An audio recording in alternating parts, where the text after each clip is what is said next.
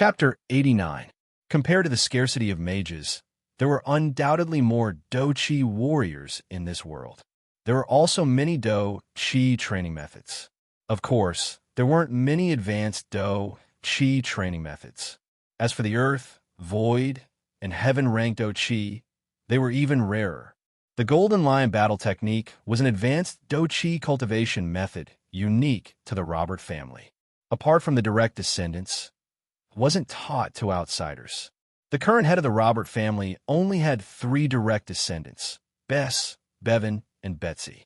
This world didn't have a preference for males over females. Females could also learn Do-Chi from their family. However, the Do-Chi training methods in this world mainly focused on tempering the physical body, so there were very few females who could persevere. Of course, Ghostface couldn't be Betsy. Bevan was also easily ruled out. After all, when many of the assassinations occurred, Bevan was handling government affairs in public. Thus, the only one left was Bess. Compared to the confident Bose, the 2 Earls Blake and Austin were stunned for a while. Ghostface was Bess. Then who was Bess? The 2 Earls couldn't be blamed for their astonishment. Bess was too much of a homebody. He hadn't shown his face in the circle of nobles for many years. Ghostface was very calm about this guess. He only wiped the blood from his mouth and indifferently glanced at Bose. Haha, Ghostface Bess, you can't run today. Bose was very excited that his long-cherished wish had been fulfilled. Run? Ha! Ghostface shook his head as if he had heard a joke. He sighed softly. I haven't killed him yet. After saying that, Ghostface closed his eyes. The golden light around his body contracted, expanded, contracted, expanded. It seemed very unstable. Bose was stunned. Could it be that he could still turn the tables in this situation? Arrogant. The blue Do-Chi warrior angrily shouted and raised his sword to slash at Ghostface. He had been sent flying twice just now. As a high-rank warrior, he felt very embarrassed. Therefore, after hearing Grimace's arrogant words, he immediately launched an attack. However, before he could get close, Ghostface suddenly opened his mouth and spat out a large mouthful of blood. A few thin lines of blood also seeped out from the corners of his eyes and nose, dripping down along the mask. It was very strange. The blue Do-Chi warrior was stunned. I haven't even attacked yet. Why am I vomiting blood? Could it be that I had unconsciously comprehended the ability to change form into formlessness? Clang! Hee-hee! Ha! Grimace suddenly let go of the colorful dagger and threw it away. He hugged his head and made a sound that sounded like he was crying and laughing at the same time. Bose and the others looked at each other. What was going on? Although he felt that Ghostface was too abnormal, how could he take back an attack that had already been sent out? So the blue Do-Chi warrior still slashed down without hesitation. Ghostface slowly raised his right hand when he saw the giant sword approaching his head. His hand was already glowing with a golden light, like a golden right arm. From a bystander's point of view, the giant sword with the force of 1,000 caddies was obviously much faster than the golden right arm. However, when the golden right arm raised above his head like a phantom, the giant sword had just fallen. The difference between the two was very puzzling. The two collided. Bang! There was a loud crash, the expected sound of bones breaking, and the scene of flesh and blood splattering everywhere did not happen. The giant sword was actually slapped to the side by the golden right arm. Hiss! Bose and the others gasped. What kind of power was this? The blue Do-Chi warrior was also shocked. Just now, he only felt pain in his palm, and the giant sword was crooked. His battle-hardened body reacted subconsciously at this time. He twisted his waist, swung his arm, and the giant sword was pulled back. With a whistling sound, the giant sword was slashed at Ghostface. The giant sword was blocked again. This time, it was a golden left hand that was placed on top of it. Ghostface raised his head. His blood-red eyes were soul-stirring. The blue Do-Chi warrior was alarmed. He roared and pushed the giant sword with both hands. The giant sword moved forward 2 inches and stopped again. Unknowingly, Ghostface's golden right hand had already raised. It simply stretched out and retracted. There seemed to be something in his palm. The blue Do-Chi warrior only felt a pain in his chest. Because it was too fast, he could still see a golden right hand holding something that seemed to be slightly beating in front of his eyes. The 5 fingers tightened.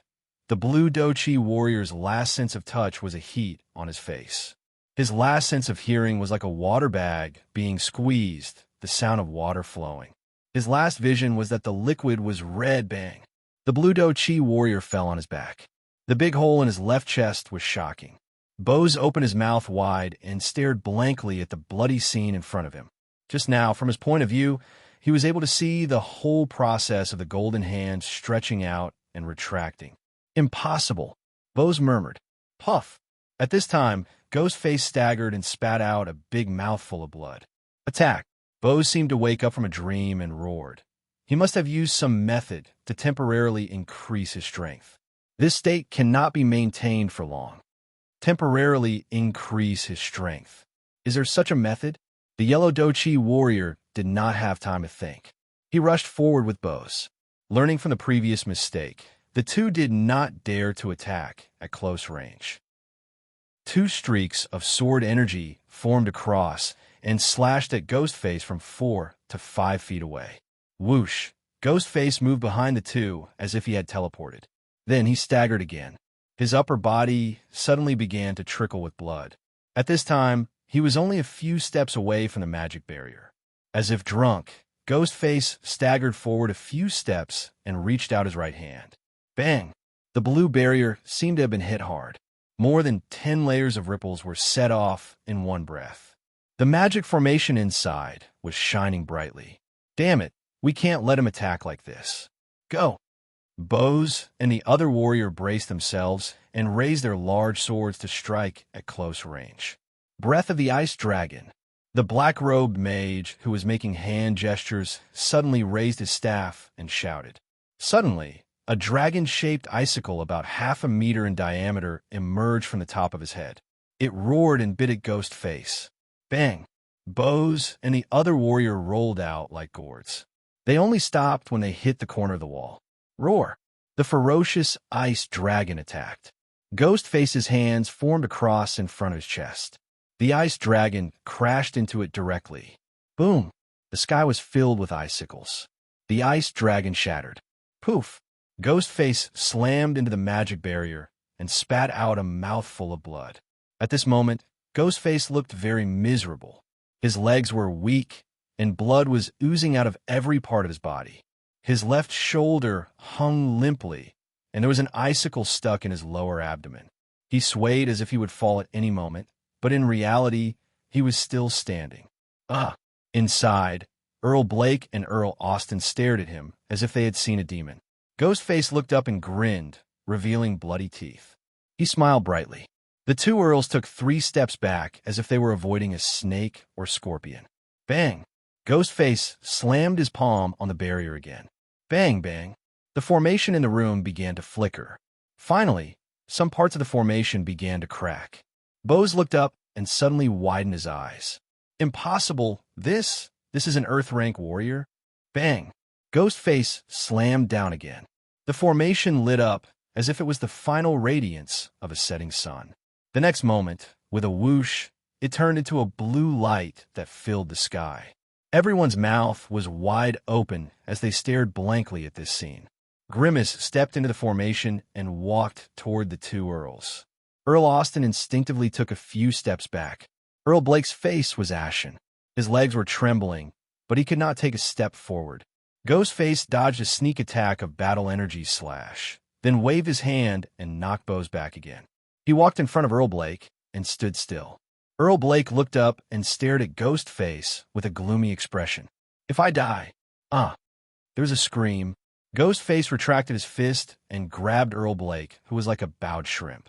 You said enough tonight. Let me say it. He turned around and punched with his right fist, shattering an ice ball. Ghostface scratched his head.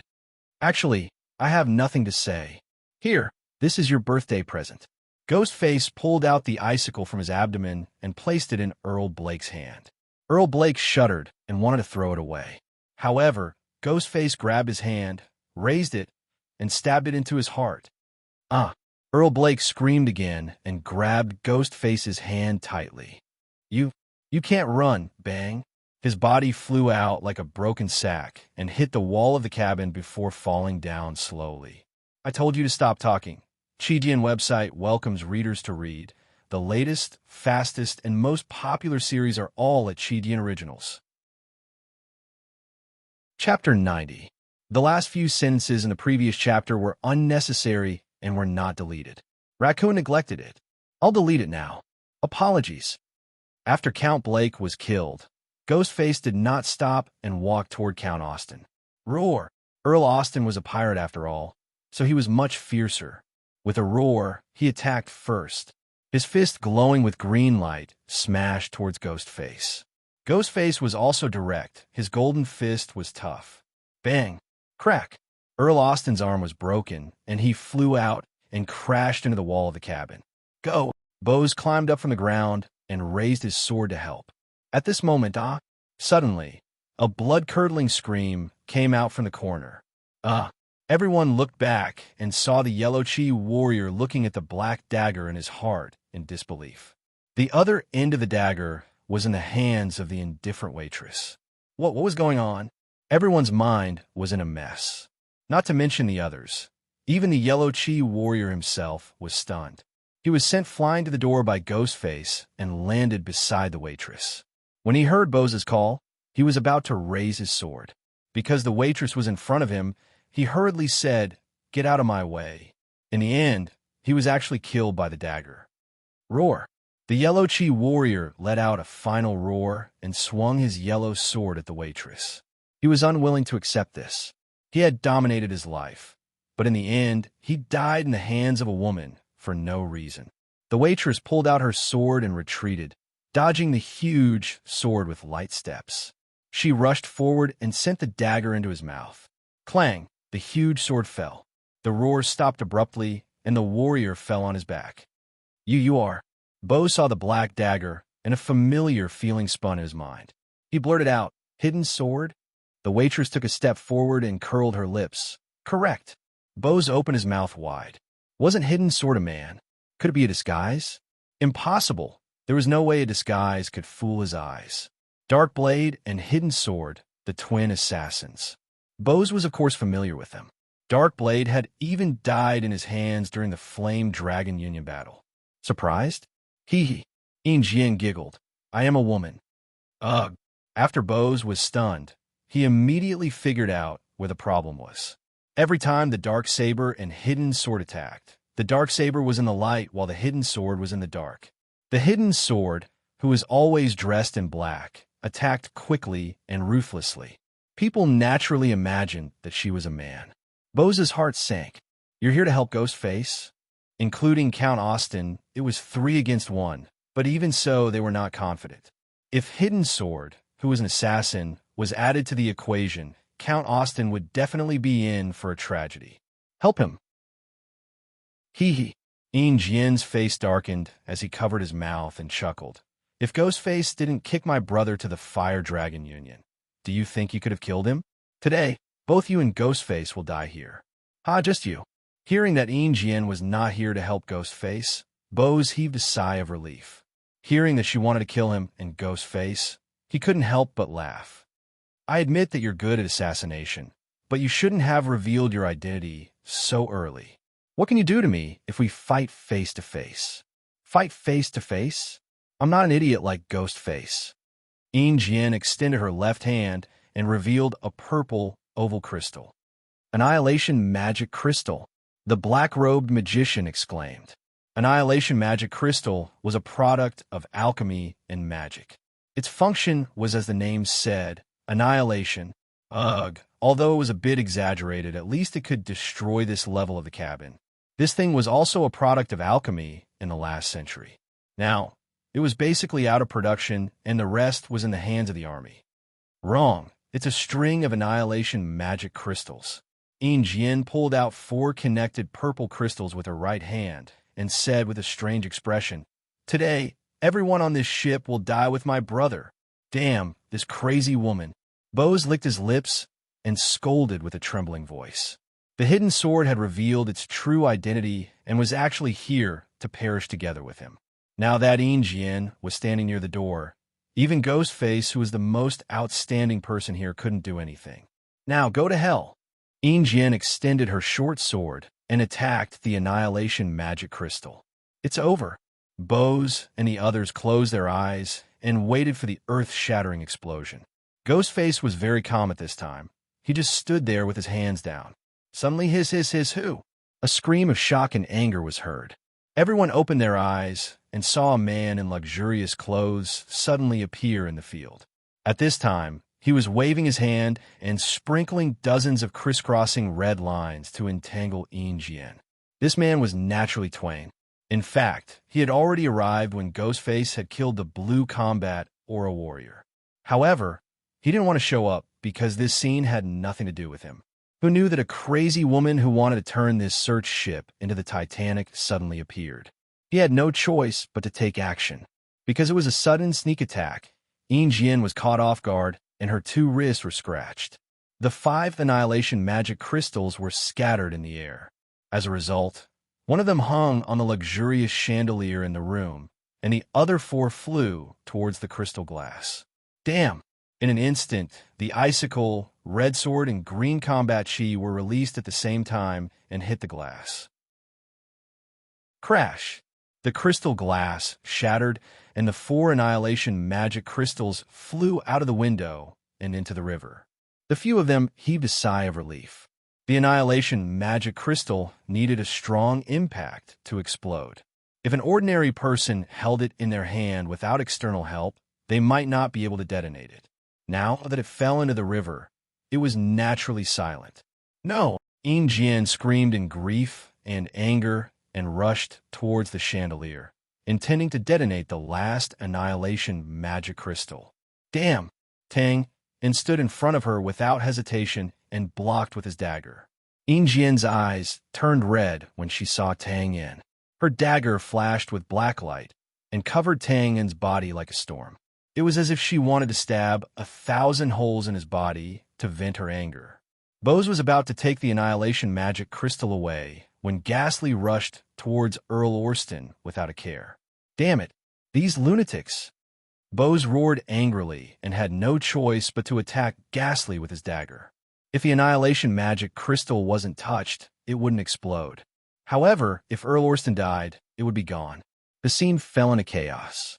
With the chandelier in the middle as the boundary, both sides were fighting fiercely. Die. Jin was like a madman as she stabbed her dagger madly, without any regard for her combat chi. Tang and fell into a passive position the moment they started fighting. The powerful force from the black dagger constantly reminded him that this was an assassin who wasn't much weaker than Ghastly. Chaotic Flower. If he kept defending, he would definitely lose. Moreover, he was defending passively like this. Therefore, Tang Yin ignored the dagger, stabbing towards his chest, and activated an attack without hesitation. In an instant, blood gathered on Tang Yin's chest. Different from the previous times, the blood was much more realistic this time. The edges of the petals could be faintly seen. This was Chaotic Flower at the level of mastery. The blood was shattered and the dagger glowed. It clashed with Jin's storm-like dagger. Ding, ding, ding, bang. Tang Yin and Jin clashed and separated. The 2 figures were forced back at the same time. More than 10 spots on Tang Yin's upper body were bleeding. Jin's combat chi was too penetrative. It could actually pierce through this kind of direct attack. Bang, bang, bang. On the other side, Ghastly, Bose, Earl Orston, and the Black-Robed Magician were also fighting. Their combat chi and magic clashed and boomed continuously. The few of them were forced back. Just as everyone gritted their teeth and stood up, ready to fight again, squeak, squeak. Tang Yin was stunned at first. Then his soul left his body as he looked at the ceiling. He saw that the huge chandelier kept swaying as if it was going to fall. It was obvious that the intense fight just now had caused the space to vibrate and affect the chandelier. F*CK. Twain kicked his legs and quickly pounced on him. At the same time, a figure appeared under the chandelier. It was Jin. Ding, puff, bang. Tang Yin was forced back again. However, there was now a hole in Jin's abdomen. This lunatic, actually, Jin could have avoided his attack in a flash. However, she still chose to take it head-on and send him flying with a punch. It was obvious that Jin was determined to detonate the annihilation magic crystal. Go away! Bose could not help but roar and slash at Jin. Bang! She took it head-on again. Jin screamed and took a few steps back to stabilize herself. The price she paid for this was an arm. Other than Ghostface, the other assassins would be at a disadvantage if they were to fight against a warrior of the same level. At this time, the chandelier above Jin's head shook even more violently. Ice Dragon's breath. Flame slash. Another two big moves came one after another. Jin did not hesitate to raise her sword to meet them. Bang, bang. The short sword was sent flying. Jin was also sent flying. Huh. Crazy laughter kept coming out of her mouth. No. Oh God. The short sword that was sent flying was inserted into the chandelier's hanging ring. The chandelier fell down. Damn it. Quickly activate. Ghost activate. Tang, and rolled to a corner with a trail of afterimages, and then took out a scroll. Defend. The black-robed magician reacted quickly, and in an instant, threw a magic shield on top of the chandelier. Bose activated his battle chi armor.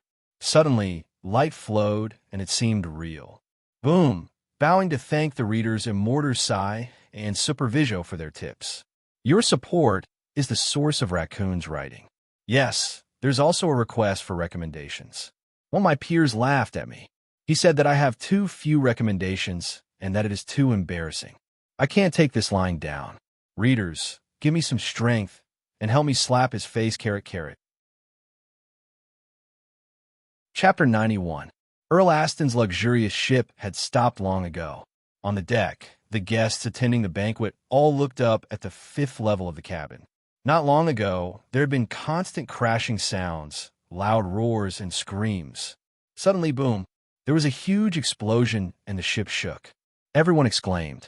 The crystal glass on both sides of the 5th level exploded at the same time. Under the light, all kinds of shards sparkled as if they were covered in a layer of fluorescent powder. When they landed on the river, there was a series of whooshing sounds as if it was raining. Was this arranged by Earl Blake? What was that? Why was it so powerful? The people outside were shocked by the power of the explosion, not to mention the people inside. As he had left the center of the explosion immediately and put up a magic shield, Tang and did not die. However, he felt worse than death now. His eyes were dizzy, and everything he saw was 3 or 4 levels. It was as if there were 10,000 gongs ringing in his head. He had a splitting headache. Turning his head, Tang In saw a figure hugging a big sword and leaning against the wall of the cabin. Oh, it was Bose. At this moment, 3 wooden objects were inserted into each of his eyes. Oh, that's not right. Tang In shook his head forcefully.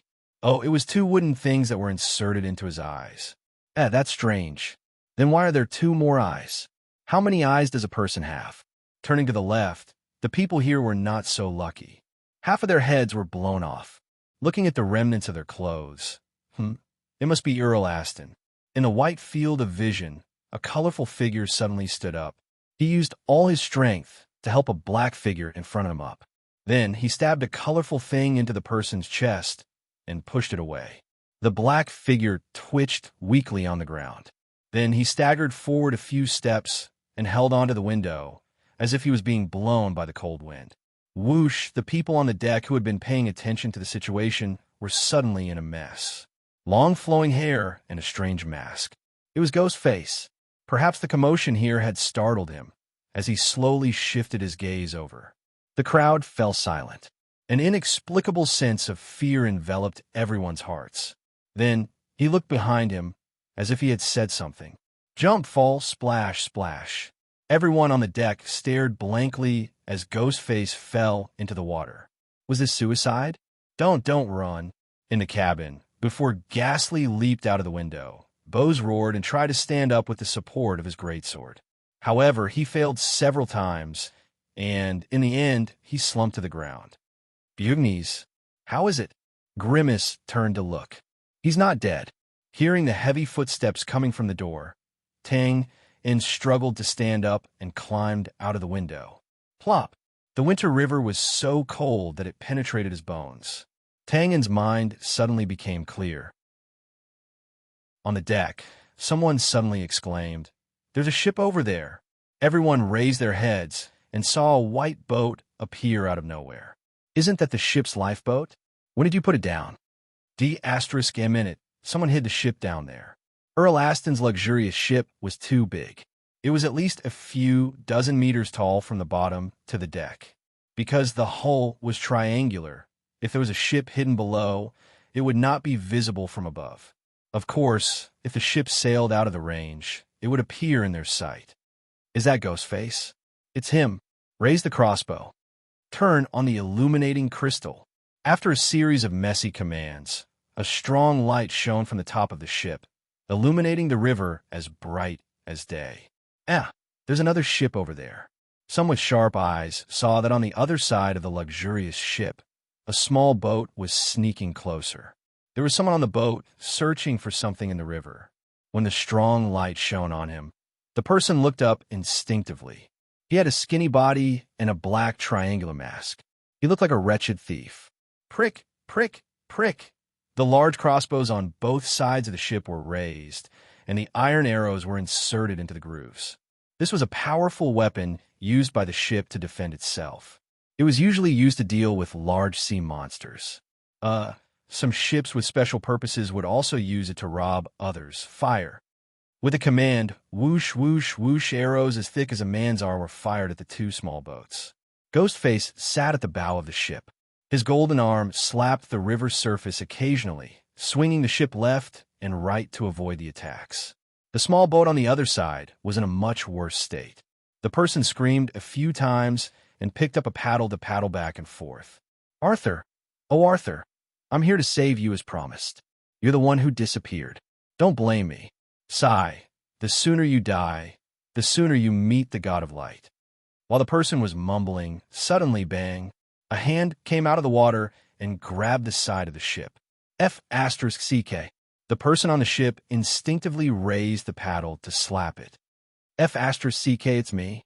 The figure that came out of the water was shocked by the scene before him. The person on the ship was stunned. Then he was overjoyed. Arthur? Ha, you're not dead yet." "Nonsense. Hurry up and help me." These two people were none other than Twain and Jack. As they knew that this ship was a trap for Grimace, and they had no choice but to come, Twain took out a disguise item in exchange for Jack to pilot the ship to rescue them. "Be careful." Tang Yin and Jack rolled into the ship at the same time. A crossbow arrow whizzed over their heads. F***CK. Let's go, let's go." Jack tossed a paddle over and began to paddle the water's surface. "You idiot, use your combat energy," Tang Yin said gloomily. Jack did not even turn his head. "What combat energy?" "That ship is moving too fast. I kept using my combat energy when I came. That's why I didn't shake it off. It's all used up now. F***CK. I don't have any strength. I'm counting on you." Tang Yin's limbs were sore and weak. The strength that he had accumulated earlier had been exhausted when he swam over. He did not have any strength left to paddle the ship. Jack was speechless. He had no choice but to paddle the paddle alone. "Phew! The crossbow arrow is coming. Lower your head." "Phew! Over here, over here." Bang! F***CK. We've been hit. Tang Yin took off his clothes in a flurry and blocked the gap to prevent the river water from seeping in. The attack of the crossbow arrow had an area of effect. Jack did not dare to paddle the ship too close. Therefore, after a period of dangerous crossbow arrow attacks, the two of them finally got out of the crossbow's range. Before the two of them could get excited, Jack's expression changed drastically. "Oh no, the ship is moving." "Huh?" Tang Yin looked over and saw that the luxurious ship was shaking violently and turning slowly. "It doesn't look like it's coming from our side." Sure enough, the bow of the ship gradually turned horizontally and headed in the opposite direction of Tang Yin. Obviously, compared to Ghostface, Tang Yin and Jack were just small fries. They were not worth pursuing. Looking at the tattered boat that was blocked by clothes everywhere, the two of them laughed loudly. Jack threw away the paddle and turned over to lie on the boat. "Phew, I'm so tired." How's the situation over there?" Did Ghostface go? Yes, Count Blake and Count Austin are both dead. Wow, TSK, TSK. Jack was shocked at first. Then he smacked his lips and lamented. Ghostface is Ghostface indeed. He could still kill them under such circumstances. That's insane. Tang In recalled Ghostface's last burst of power and could not help but nod and sigh. He's so insane that it's a little scary. Then, do you know who he is? Tang In said with a complicated expression. I think so. If you're willing, I can bring you to see him when we get ashore. Ugh, don't. Jack shook his head like a rattle drum. I still want to live for 2 more years. Don't do this to me. Useless. He probably can't kill anyone now. Tang In thought about it and shook his head. Let's go. If we don't row now, this ship might not make it to the shore. F***CK. Jack groaned in pain and helplessly picked up the paddle.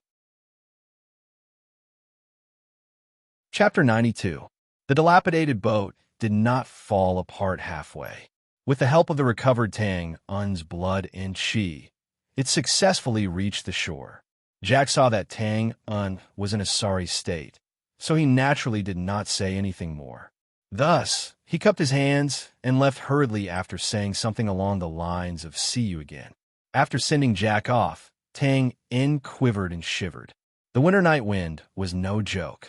When it blew on his wet body, it was not much different from a knife. Fortunately, although Tang In looked like he was in a sorry state, he did not suffer any injuries. The most serious injury on his body was the sword energy from the hidden sword that penetrated his body. However, after the sword energy entered his body, it was neutralized by the blood and chi. What was left were only some superficial wounds. Tang In did not call for a taxi. Instead, he chose to walk home. His mind was in a mess. Ghostface was actually his otaku neighbor, Bess. Tang In then recalled the first time he met Bess and the horrifying paintings of flesh and skin. Also, Bess had said, I don't know how to paint because I have never seen them before. If that was the case, didn't he often see these things? He did not think of that at that time. Also, when he left Austin Castle, he was strangely lectured by Ghostface. Ghostface said that he had gone overboard. Thinking of how he had forcefully kissed and pinched Betsy until she fainted, he was standing up for his sister. Tang In touched his nose. Thinking that he was living under the nose of the #1 assassin in Lion City, he could not help but feel a chill in his heart. Half an hour later, Tang In arrived in front of his attic. After standing still for a while, Tang In still walked to Bess's house and pushed the door. Creak! The door was not locked. It opened with a casual push. There were no lights in the house. It was pitch black. However, one could vaguely see that the structure of the house was similar to Tang In's attic. There was a hall, stairs, and guest rooms. The difference was that there were many easels in the hall. After taking a few steps forward, Tang In suddenly felt that the tip of his foot touched something. Startled, he spun and retreated. You're here. An extremely weak voice sounded, and then an oil lamp lit up. Tang In narrowed his eyes and saw Bess lying on the stairs with an ashen face. Beside him was a pool of blood. Lying on the floor of the hall was a black-clothed, black-faced figure with a dagger in his hand. This was clearly an assassin, but he seemed to have been dead for some time. It's really you, Ghostface. Tang In pulled out his dagger and said in a deep voice. Facing this famous assassin, anyone would be nervous. Although he looked like he was not far from death, Tang In believed that if he were to go on a killing spree, there were not many people in Lion City who would be able to escape from him. Hee, don't be nervous. Just call me Bess. Or, how should I put it, an artistic otaku. Bess chuckled. Tang In touched his nose awkwardly. An artistic otaku. This was what he and Lena often said when they joked about their neighbors. You knew I would come? You seem to be interested in me recently. Bess answered casually. Then he pointed to the side and said, Can you help me take a look at this drawing? Tang In shifted his gaze over. There was a drawing paper fixed on the drawing board that was about 2 feet long. It was a drawing of a large group of people walking on the street. Some were shouting angrily. Some had sorrowful eyes. Some were waving their arms and roaring. Everyone's image and expression were vivid and lifelike. It was as if you could hear their shouts when standing in front of the drawing. Walking in the middle of the crowd, which was also the center of the drawing board, were two women. Oh, that was Josiah and Lena. Bess's drawing skills were really good. Tangen didn't know about the other people, but these two people, whether it was their appearance, clothes, or expressions, matched his impression perfectly. Of course, the most precious thing about this drawing wasn't the realism of the drawing, but something that could be conveyed through the paper through the drawing. Spirit. Very good. Very good. Tangen said from the bottom of his heart. Haha, that's good. Bess seemed very satisfied. Tangen licked his lips and couldn't help but ask. The person who asked Alan to give me the letter was you? Yes. Why? Cough, cough. Bess's body trembled violently a few times, and then he wiped the blood from his mouth carelessly and said, I've observed you. Your disguise is the best I've ever seen. You can help me get the account book. Cough, cough. Let's not talk about this. I don't have much time left. I've been waiting for you to come to ask for your help. Help? Tangen said in surprise. Yes. Bess took out a colorful dagger and said, What I want you to do is very simple. Use this to send me on my last journey. What? Tangen was shocked. He had expected various answers, but he didn't expect that Bess would ask him to kill him. As if he had expected Tangen, on surprise, Bess pointed to the assassin on the ground and explained, I must die in an assassination. If I let these assassins do it, it would really tarnish my reputation. If I do it myself, I may expose myself. After thinking about it, only you can be considered an acquaintance, so it's best for you to do it. Damn, you're looking for an acquaintance to trick. Tangen complained and spread out his hands. I'm not a murderer. You're not my mission target. I have no enmity with you. I can't help you with this. Cough, cough. Bess spat out a small mouthful of blood and frowned. You don't want to? Don't worry, I won't let you do it for free. I left something for you on the desk on the second floor. Consider it your reward for helping me get the account book last time and killing me this time. It's not about the reward. Do you want me to do it myself? Bess lowered his head and muttered. Then he raised his head and said, If you have time, help me take care of Betsy. Bevan, what do you want to do? Tangen said vigilantly. Bess let out a long laugh. His face suddenly flushed red dye. His figure flashed, and a terrifying golden light pierced toward Tangen's heart. Damn! Tangen subconsciously shook his wrist, and the red string was instantly pulled out. Not good. Tangen only felt a huge shock in his wrist. His right hand, holding the dagger, was involuntarily knocked away by a strong force. Then, something seemed to be stuffed into his left hand and pierced in his heart. Puff! Bess raised his head and grinned. He closed his eyes in satisfaction and fell back. Tangen subconsciously let go of the colorful dagger and hugged Bess. Bess was already in a state of exhaustion. Just now, he had forcefully exerted his strength, and now there was a dagger in his heart. Naturally, he would not be able to survive. As if he was relieved, there was no pain on his face. It was full of serenity. Tangen looked at him for a moment with a complicated expression. He shook his head and cursed. F***CK. What the hell is this? He picked up Bess and placed him on a chair. After a moment of silence, Tangen began to clean up his traces and prepared to leave the attic. But then he stopped and walked upstairs. Bess had obviously cleaned up before. There was not much left in his bedroom. There was a simple bed and a wooden table. There was a yellowed book on the table, and there was an oil lamp next to it. Tangen walked forward and opened the book.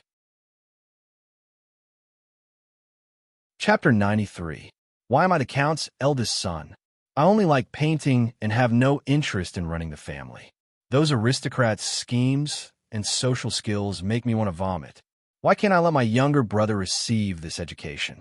He has talent in this area, an innate talent. He will lead the family to prosperity. Today is my 20th birthday.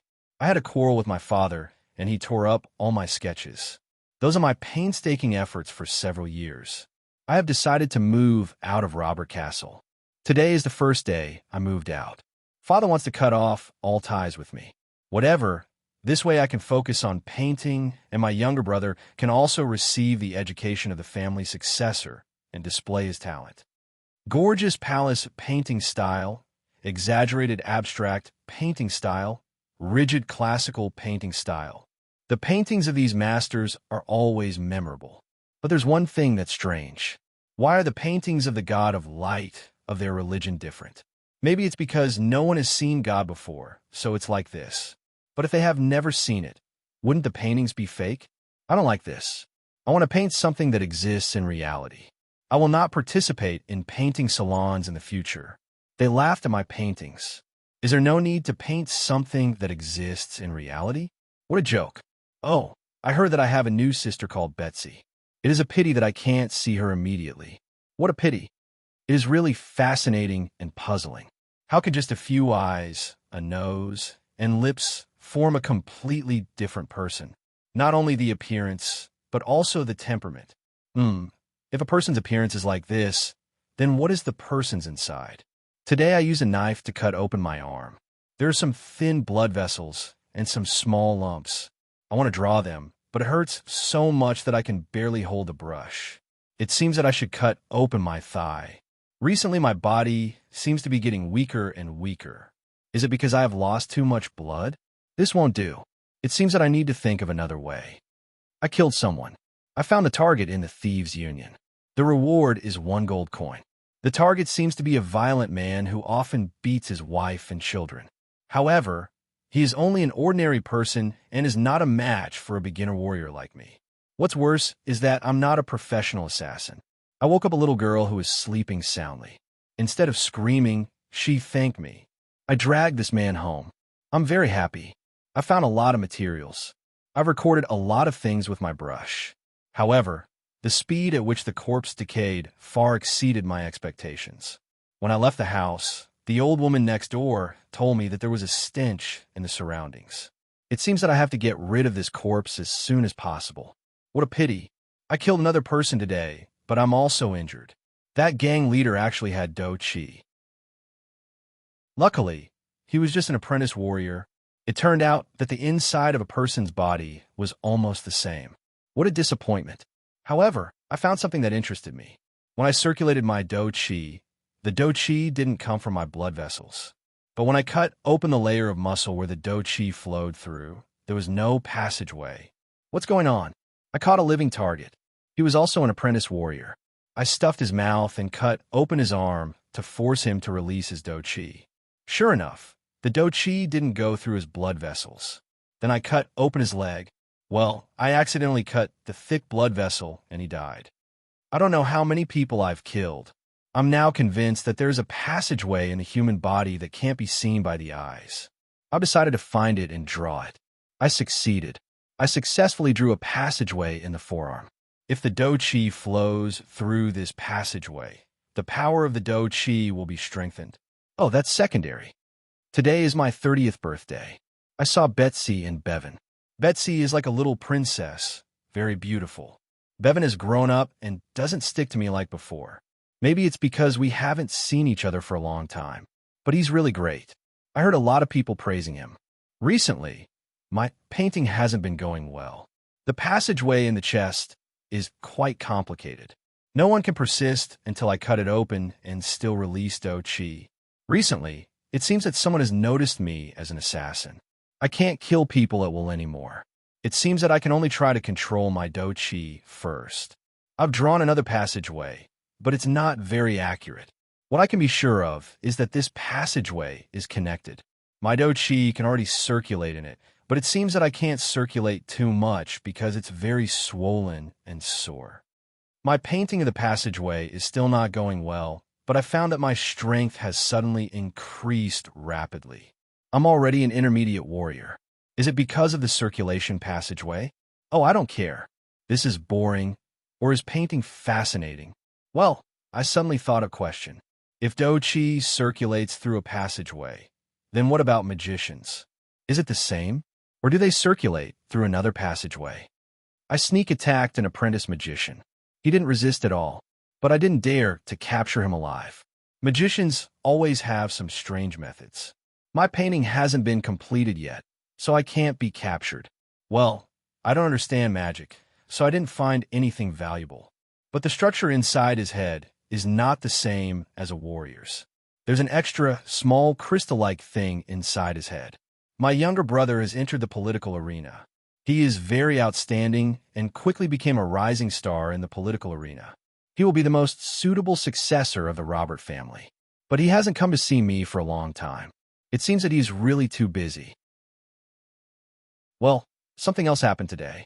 I secretly killed a priest from the Church of Light. Just like the apprentice magician last time, there was also a white crystal-like thing inside his head, but his was a bit bigger. It seems that the power of light should be a kind of magic. The so-called power of light is a gift from God. The saying that those who have the power of light are the chosen servants of God is nothing but a lie. My strength has increased so much that I'm shocked. In just a few years, I'm already an advanced warrior. I also found something. Those passageways have small nodes at intervals. These nodes can be used to store do chi and hide one's strength. Although these things are very boring, they can be used to do some things. I think I did something wrong. When I tried to use do chi to find another passageway, the do chi suddenly ran amok in my body. I was unconscious for 2 days and 2 nights. Now my head hurts so much, it feels like it's going to split open. I've been quite busy recently. I haven't recorded anything in a long time. I killed many people. Among them were the city lord, advanced magicians, gang leaders. I found out that I was being watched.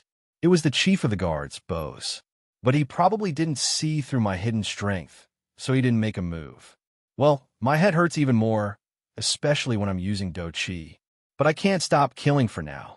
When I was packing up today, I saw this diary. It's been a long time since I wrote anything down. I've been called the #1 assassin in Lion City. Thinking about it, it's quite funny. I like to use a dagger because it's short and small. It's more convenient to cut open people's skin. Also, I don't know any assassin skills. I only know how to kill people head-on. I've actually been called an assassin and #1. Ha! Well, my head still hurts the same. I can't sleep at night. My strength is almost at the level of an Earth-level warrior. This makes me a bit worried. The do chi in my body naturally follows that cycle every day. I don't dare to use my strongest strength. I have a feeling that if I use it, I'll die. Bevan hasn't come to see me for a few years. He seems to be looking down on me now. But it's okay. He seems to be busy with the construction of the new pier. Well, I'll help him clear all obstacles. Well, there's one more thing. The old woman next door moved away and a new neighbor came. What's interesting is that he's actually an assassin. I'm very proud. Bevan is too amazing. He can always come up with all kinds of ideas to solve the current problems. But his strength is still not enough. Of course, this is not a problem. I'll help him solve it. Well, I don't understand the new neighbor. His drawing skills are terrible, but his thinking in this area is very thought-provoking. It's too incredible. It's like he was born with knowledge. Also, his disguise is not bad. Maybe he can help me a little. Today I'm very happy. Bevan and Betsy came to see me, haha. Ha! We talked about a lot of interesting things when we were young. He seems to miss it.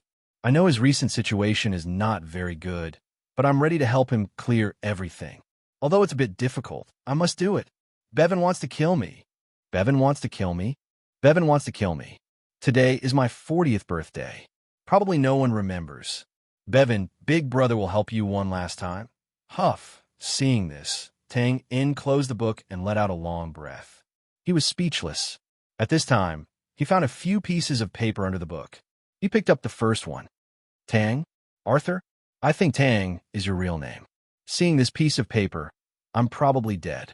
The things I left for you are the drawings of the internal passages of the human body that I drew.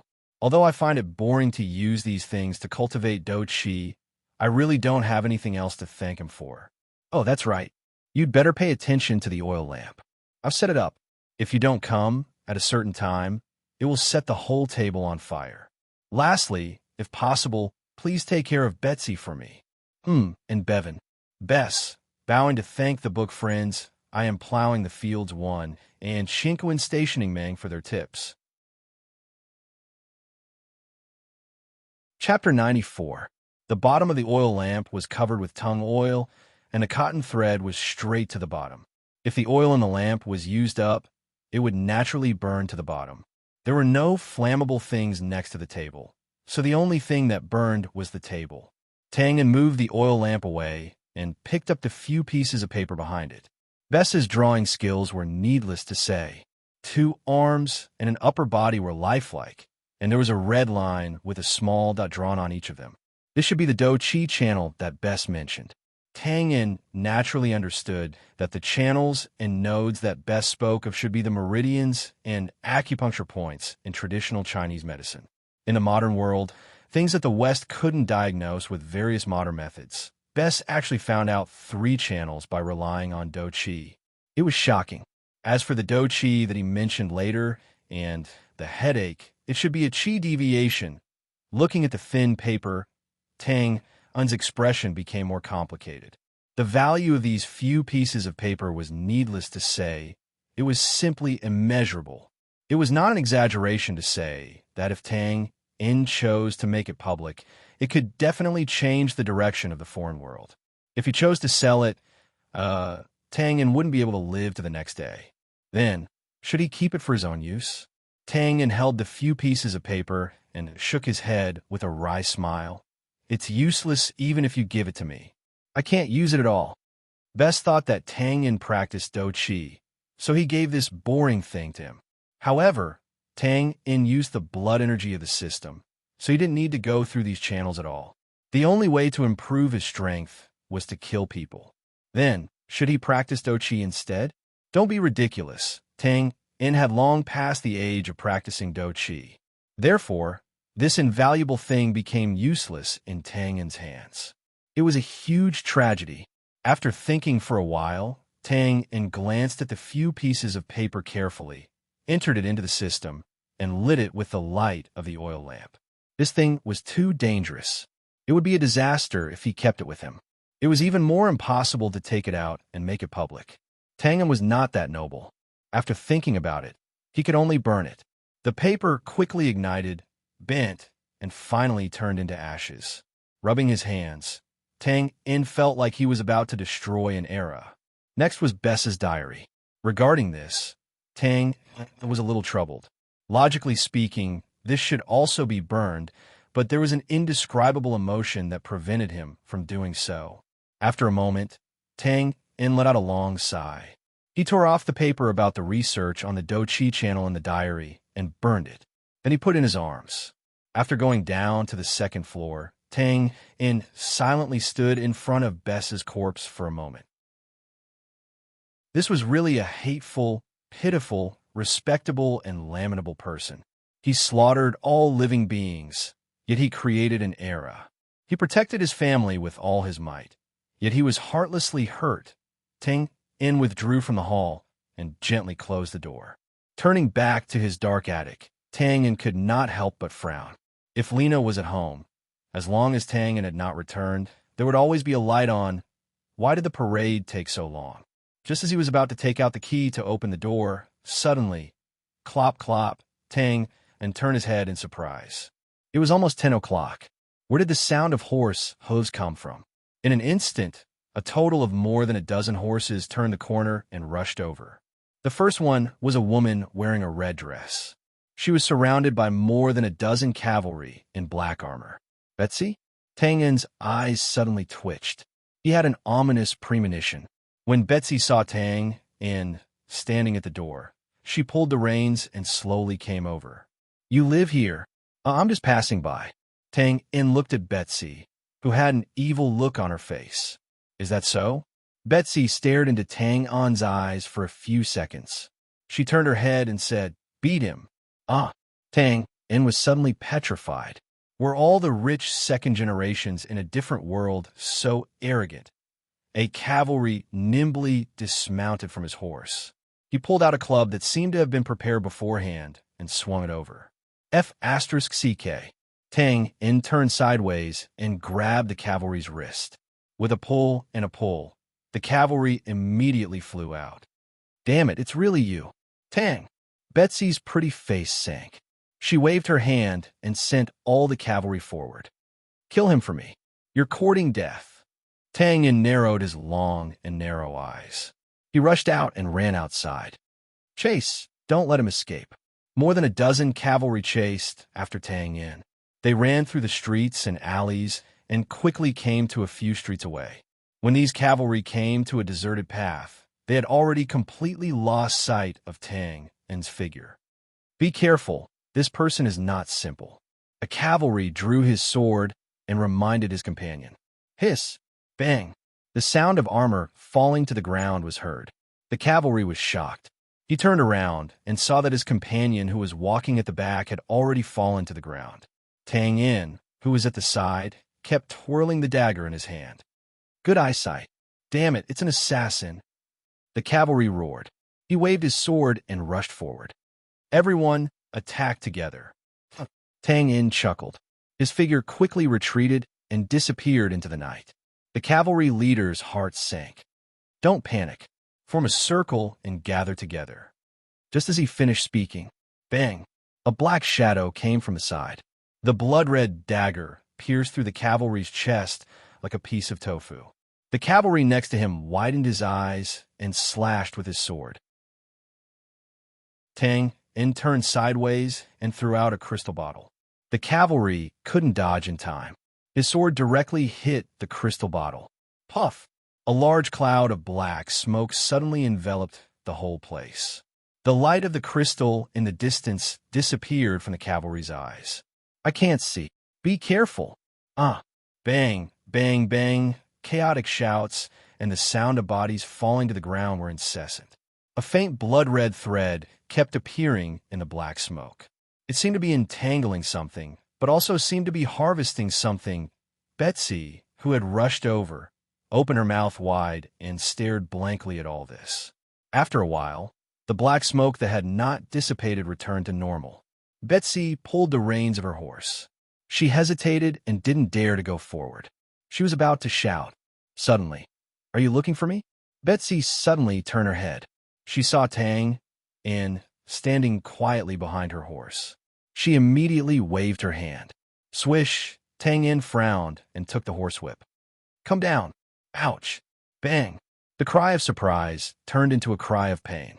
Betsy fell from the horse without a care for her image. She kept rubbing her buttocks. Her eyes suddenly turned red.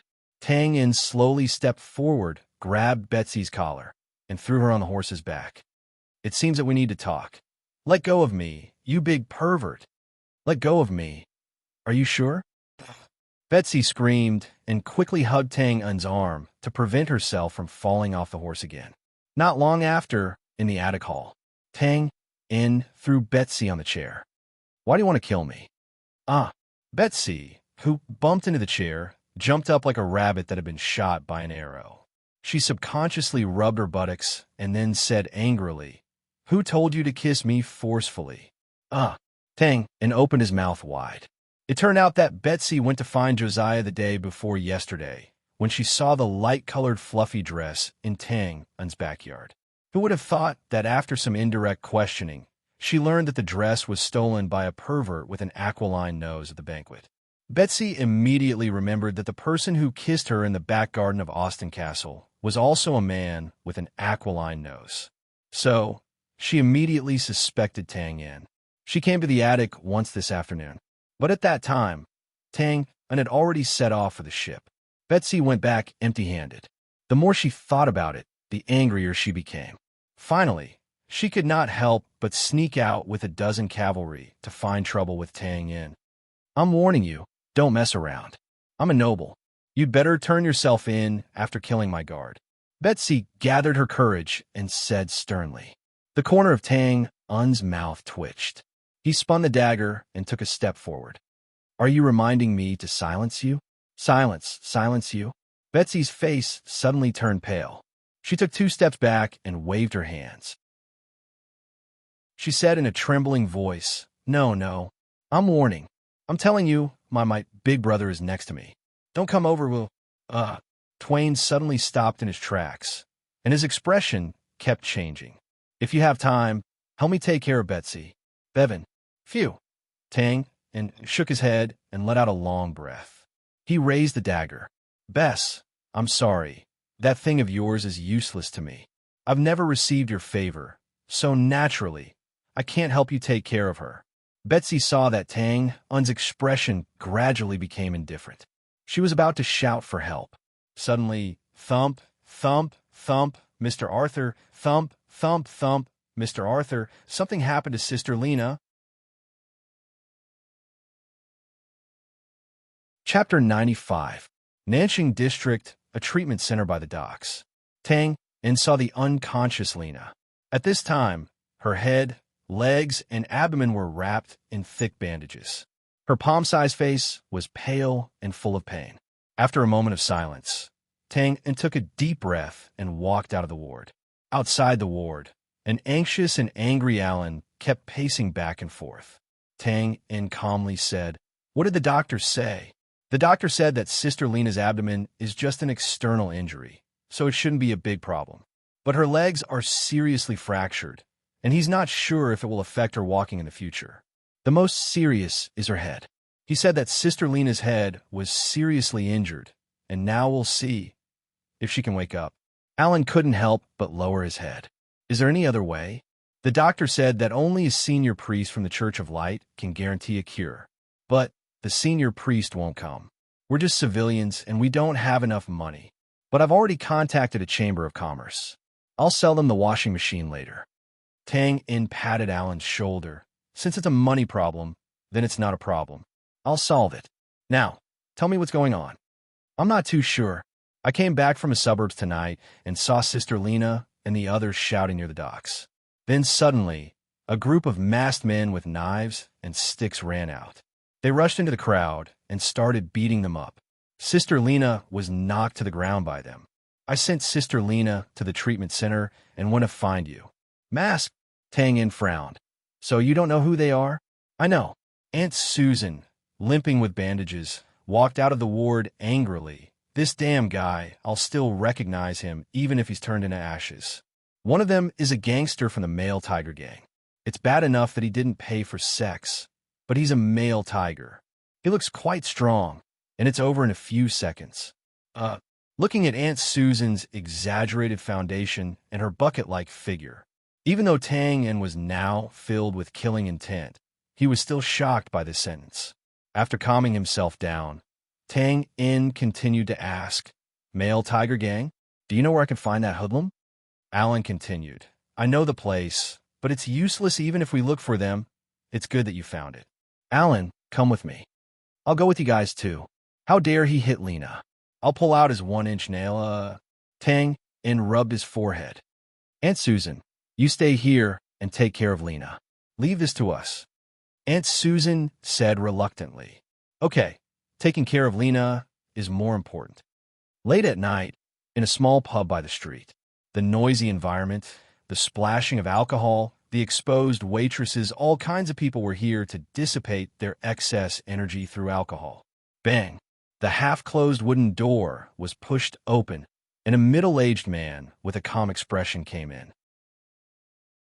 The drinker raised his slightly red eyes and looked away after glancing at him. Oh, there was nothing to pay attention to. He was just a middle-aged man in dire straits. Maybe he had lost his job, or maybe he was cheating on his wife. It wouldn't be long before he became a drunkard like most of the people here. At that time, if you were still interested in his sad story, you could go up to him. He would even show you how big his woman's breasts were. The middle-aged man glanced around the pub and then walked in a direction. He stopped next to a table of burly men who were obviously not friendly. He leaned over and said something. The burly men scolded him impatiently and pushed him away. The man furrowed his brows and casually picked up a large cup of ale from the tray of a passing waitress.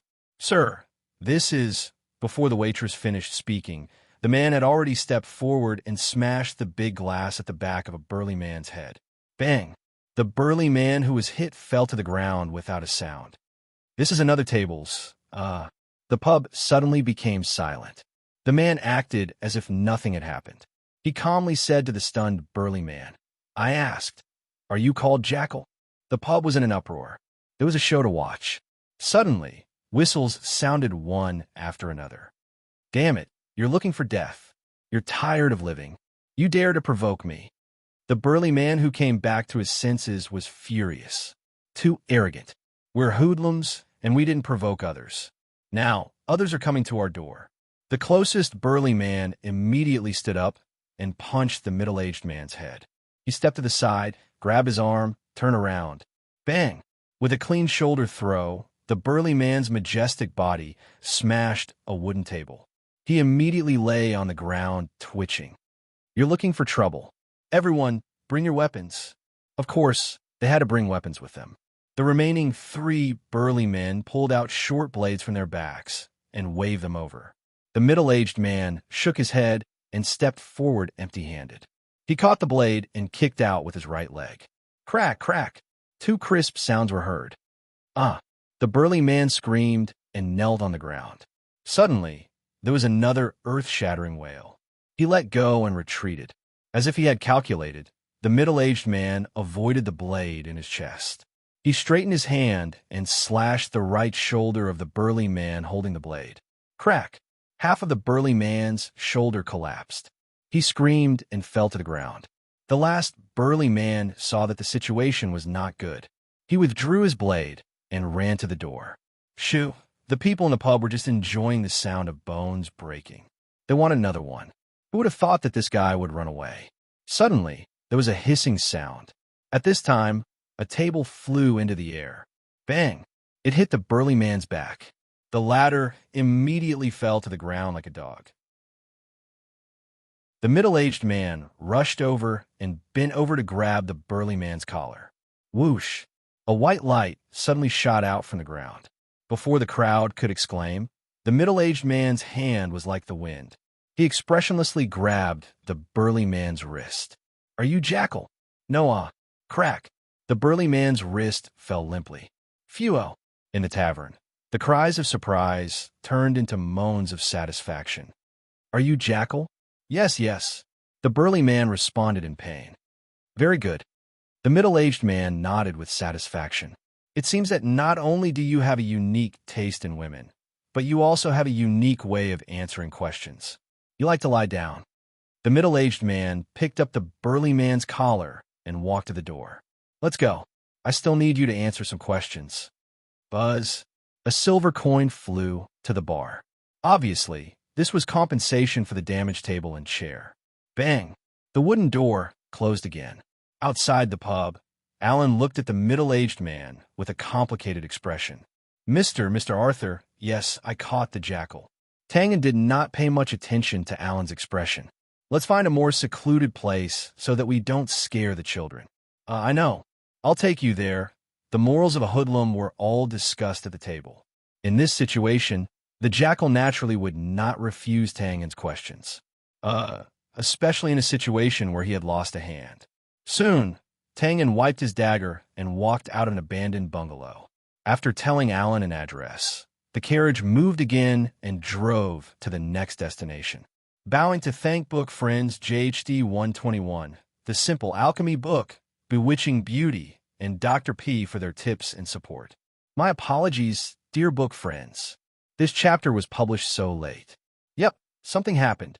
Life doesn't go as planned. 9 times out of 10, I can't match up to others. I can knock down others. I will continue to move forward. Chapter 96. Well, where is this? Betsy said in a daze. Then she probably wanted to stretch or something, but found that her hands couldn't move. She turned her head and looked at the rope around her wrist and the ceiling above her head. Tang pressed a finger on Betsy's lips. Don't scream. You woke up so soon? Well, that's good. I have something to ask you later. Tang? Damn it, what are you doing? Let me go. Betsy struggled fiercely, her body constantly twisting. I'm a noble. My big brother is next to me. Tang said in a shrill voice and shrugged. Is that so? That's a little creative, miss. Betsy blinked. Tangen's face immediately turned cold. To be honest, I'm also wondering. Noble? So what if you're a noble? Can you disregard human life just because you're a noble? I'm not going to kill you, Betsy said aggrievedly. I just want to teach you a lesson so that you don't talk nonsense. I'm not talking about you. Tang rolled his eyes. Betsy immediately said, then let me go. I promise I won't trouble you in the future. Let you go? Tang In chuckled and shook his head. You know my identity. Besides, you'll hate me in the future. Identity? What identity? Betsy asked in surprise.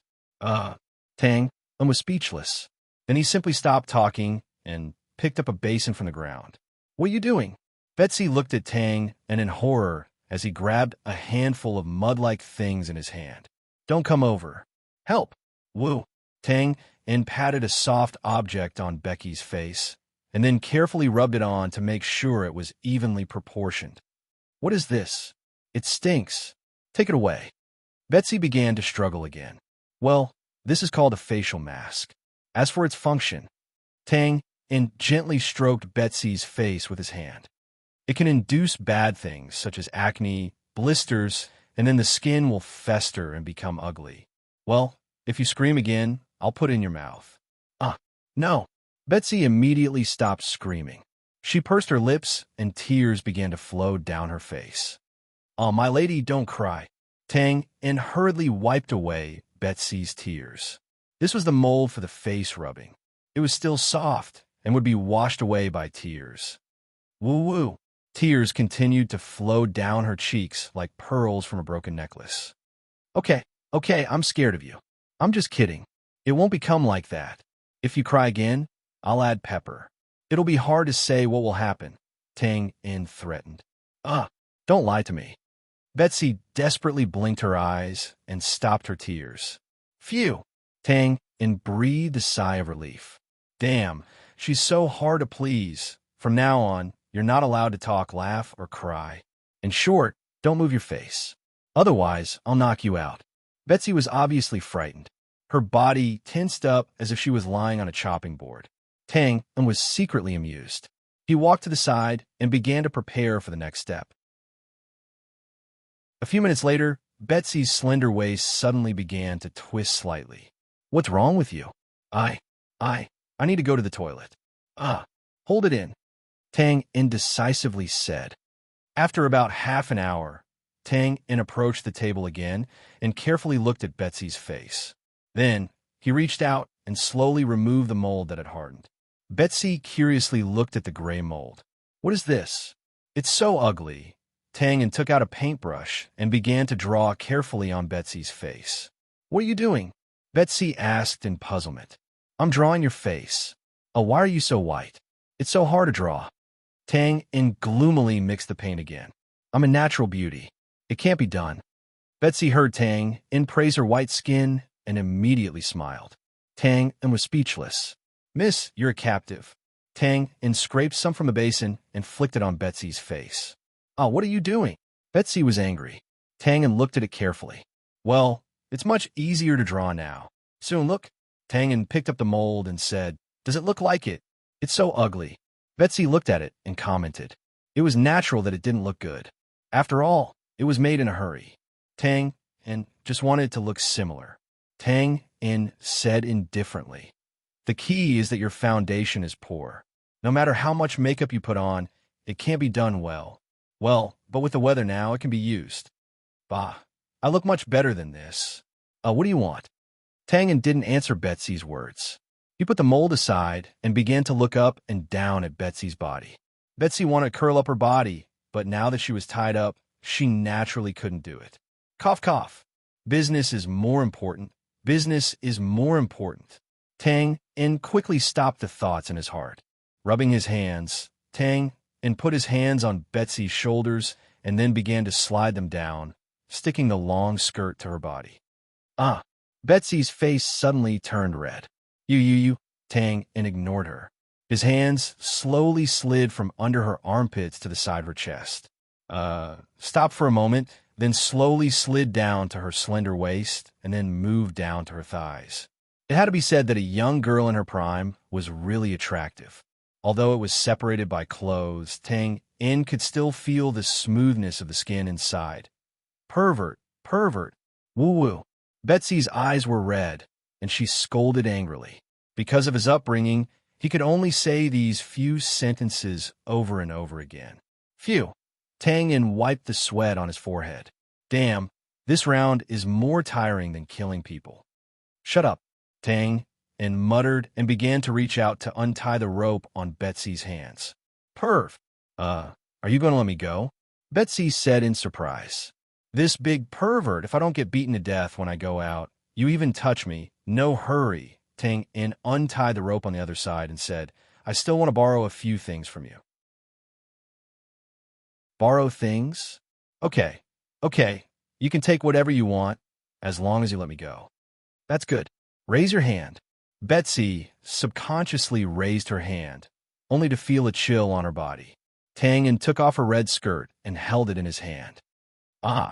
As if he had expected this, Tang reached out and covered Betsy's mouth. This! Tang screamed in pain and quickly retracted his hand. A row of teeth marks were printed neatly on his finger. Slowly, blood started to appear on his finger. Damn, are you a dog? In the early winter season, there was naturally no space inside the clothes. Under the red skirt was a set of moon-white underwear. Betsy curled up at this time, with her arms around her chest, and was about to cry. Here, Tang waved and threw his windbreaker over to cover Betsy's body. Stinky clothes, I don't want it, give it back to me. Betsy cried and pulled the clothes away. Tang rolled his eyes and said, Don't get it back to me. Betsy immediately wrapped the windbreaker around her body. Now she was a little confused. At first, she thought that Tang was going to do that to her, but now he threw a piece of clothing over. Obviously, he was not going to do anything bad. Ugh, could it be that he can only touch and not do that to her? He is indeed a pervert.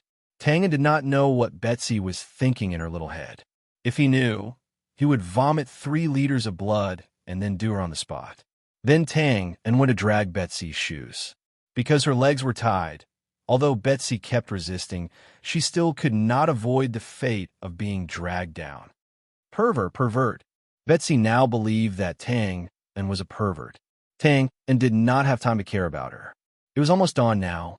He turned to the shadow of the corridor.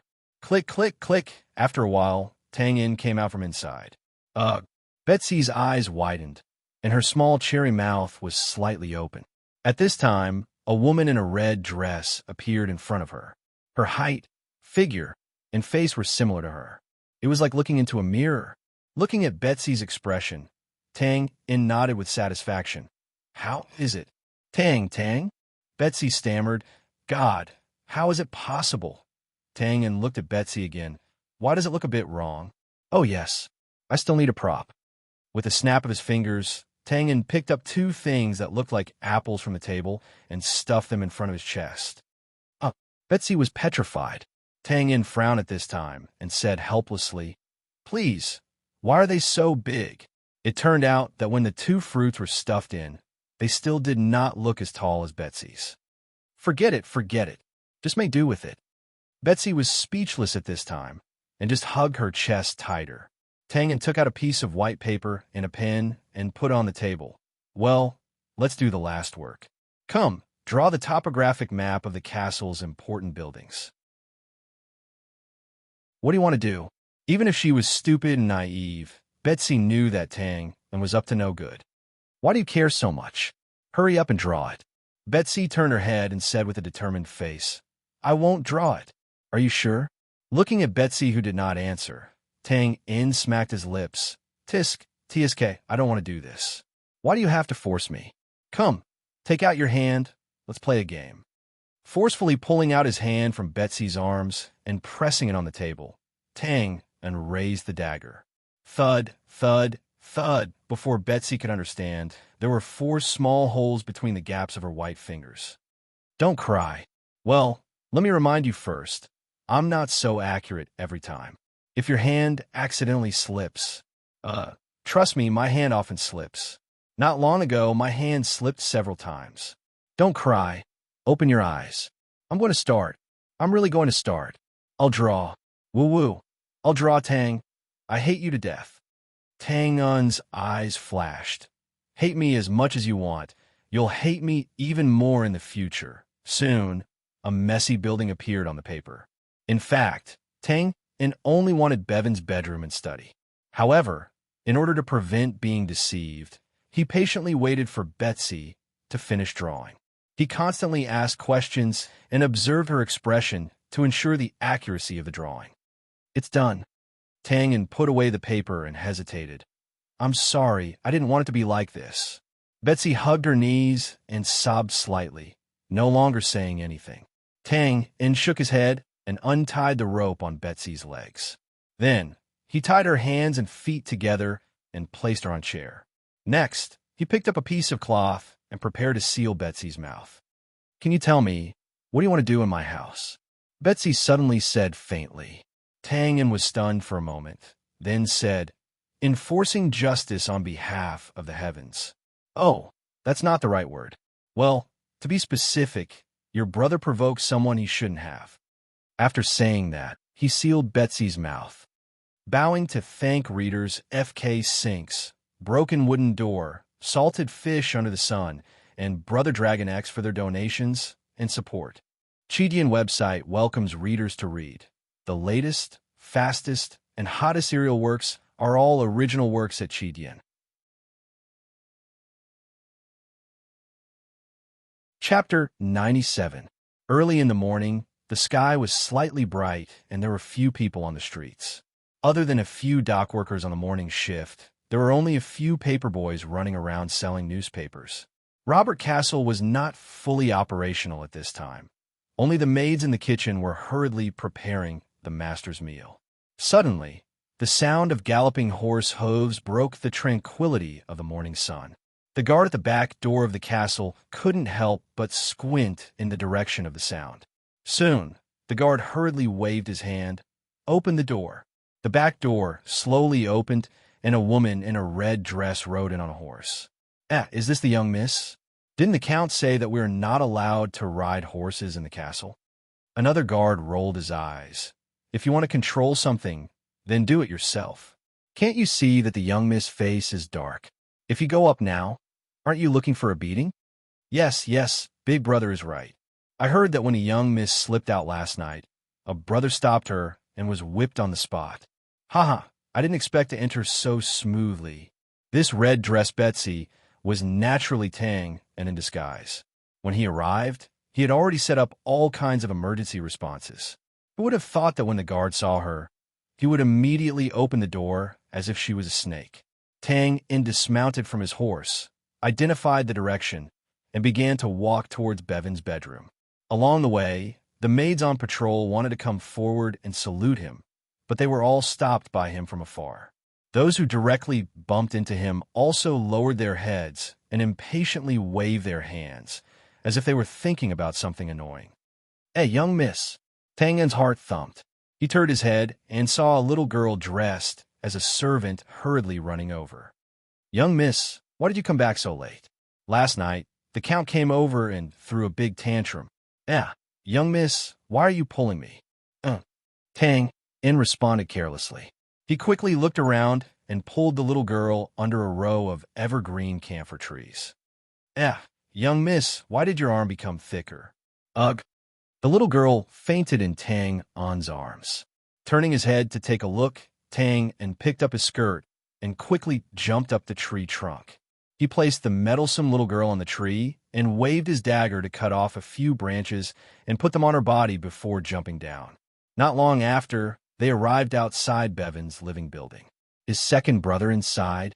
Tang glanced at the guard beside the door and asked. "Mississippi," the guard bowed. "Young Master Bevan went to the study early in the morning." "Quite diligent." Tang nodded and turned to walk to the study. "In the study, young Master Bevan." Gray placed the iron newspaper on Bevan's desk. "Gray, sit down. This kind of thing can be done by the servants."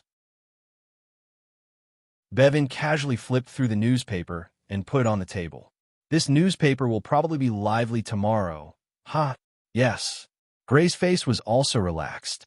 He smiled and said, "Ghostface killed 2 earls. This will definitely be tomorrow's headline." There were no secrets between the nobles. Last night, when the Aston family's luxurious warship stopped at the dock, the news began to spread rapidly. That's for sure." Bevan laughed out loud, then suppressed his joy and asked, "Is everything ready?" "Everything is ready. Today is the time for our counterattack," Gray said firmly. With you in charge, I can rest assured. Bevan nodded. Gray stood up and said, Young master, go down first and continue to keep an eye on things over there. Bevan nodded with satisfaction. At this time, there was no room for mistakes. Gray walked out of the study, gently closed the door, and walked downstairs. When he was turning the corner, he met a girl in a red dress. Gray quickly bowed and greeted, Miss Betsy. The girl waved her hand casually and brushed past him. Gray stood up and looked at Betsy's back. He frowned slightly. Why did it feel a little strange? He shook his head and continued to walk downstairs. He was probably thinking too much, looking at the red enamel wooden door in front of him, Tang, and let out a long breath. Finally, he was here. He pushed the door open and walked straight in. Bevan was looking at some documents and didn't raise his head. What's wrong, Gray? Is there anything else? Tang didn't say anything. He turned around and closed the door, locking it. He glanced around and sat down on the chair in front of the desk. Bevan raised his head in surprise. Betsy, who are you? Tang raised his eyebrows. Oh, you could tell. It seems that a short period of disguise is really unreliable. After saying that, Tang put his left hand on the desk and pulled up his sleeve. 3 hidden arrows were ready to be shot, shining with a cold light. Tang had some understanding of Bevan's strength.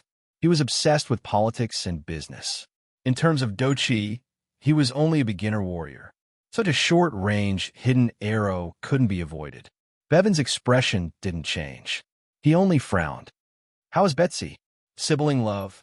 With a slightly sarcastic tone, Tang uncurled his lips. She's not dead for the time being. But if you do something unexpected, then it's hard to say. Bevan stared into Tang's eyes. You went through so much trouble to sneak into the castle, just to kill me. Killing you is a matter for later. Tang blinked. Before that, we have to make a deal. A deal. Bevan chuckled with interest. Let's hear it. Looking at the calm and composed Bevan in front of him, Tang couldn't help but praise him in his heart. This was indeed a talent. Tang was no longer the rookie assassin from Little Rock Village. Under the guidance of the old butler, he was very careful in observing his target's expression. But this Bevan, apart from being surprised at the beginning, had been calm the whole time. This was true calmness, not forced calmness. First, you need to give me the relocation fee for all the civilians. Then, you need to add 30,000 gold coins as medical expenses. Well, don't tell me you don't know about this. Bevan was stunned, then laughed. So you're not an assassin with a bounty.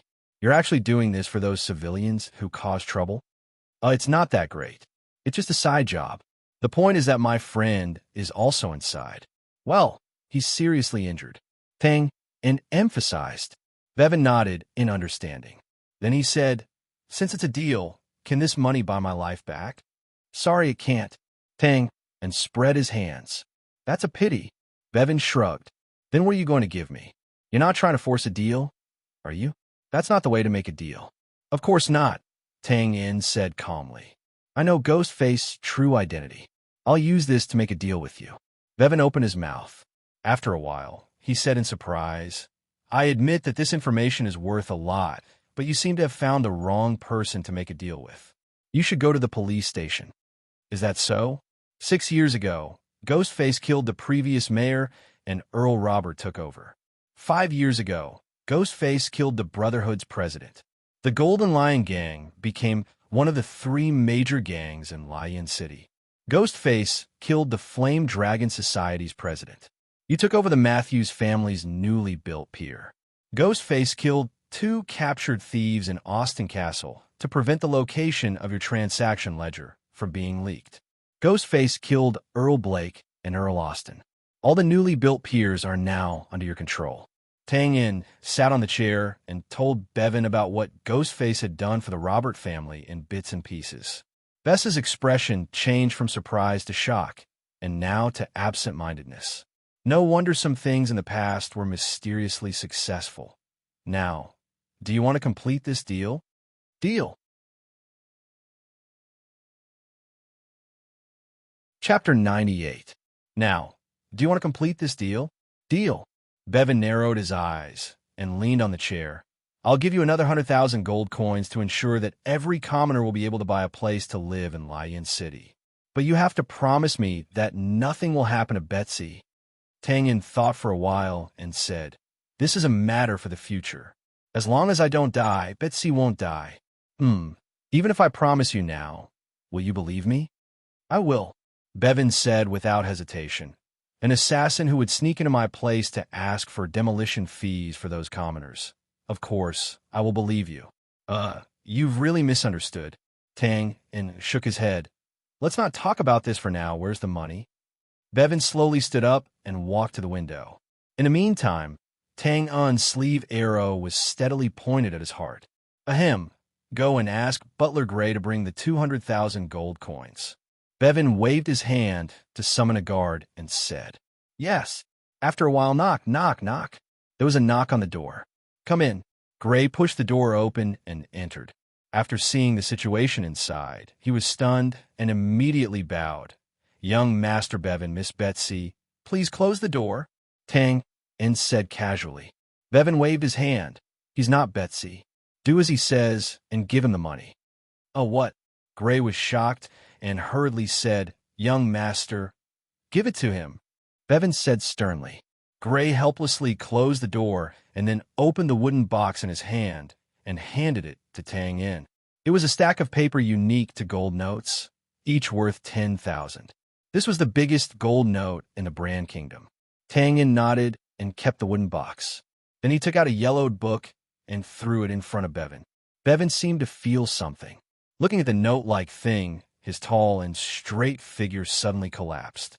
He looked up at Tang Yin and murmured, "Isn't this Big Brother's diary?" Tang Yin didn't answer.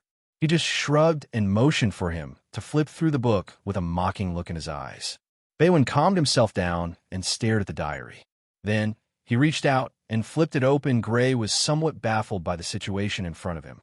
He had been secretly observing Tang Yin. The study fell into silence.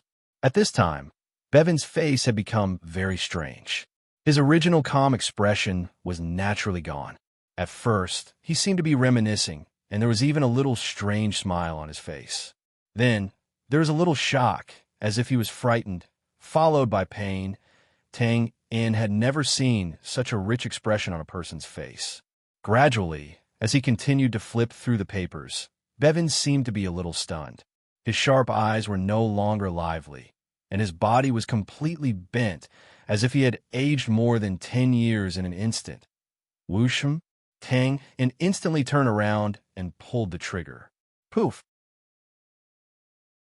With the soft sound of a crossbow firing, Gray's chest was pierced by 3 small crossbow bolts. Thud, thud, thud, nailing him to the wall behind him. The hurried firing didn't hit Gray's vital parts. Gray flew up and hugged Tang Yin's legs. "Young Master, go quickly." "Young Master." Bevan was alarmed and raised his misty eyes. "Ghost Face is my brother." "Ha! I killed my useless brother, huh?" Gray saw that Bevan seemed to be stupid and was shocked. "Come on."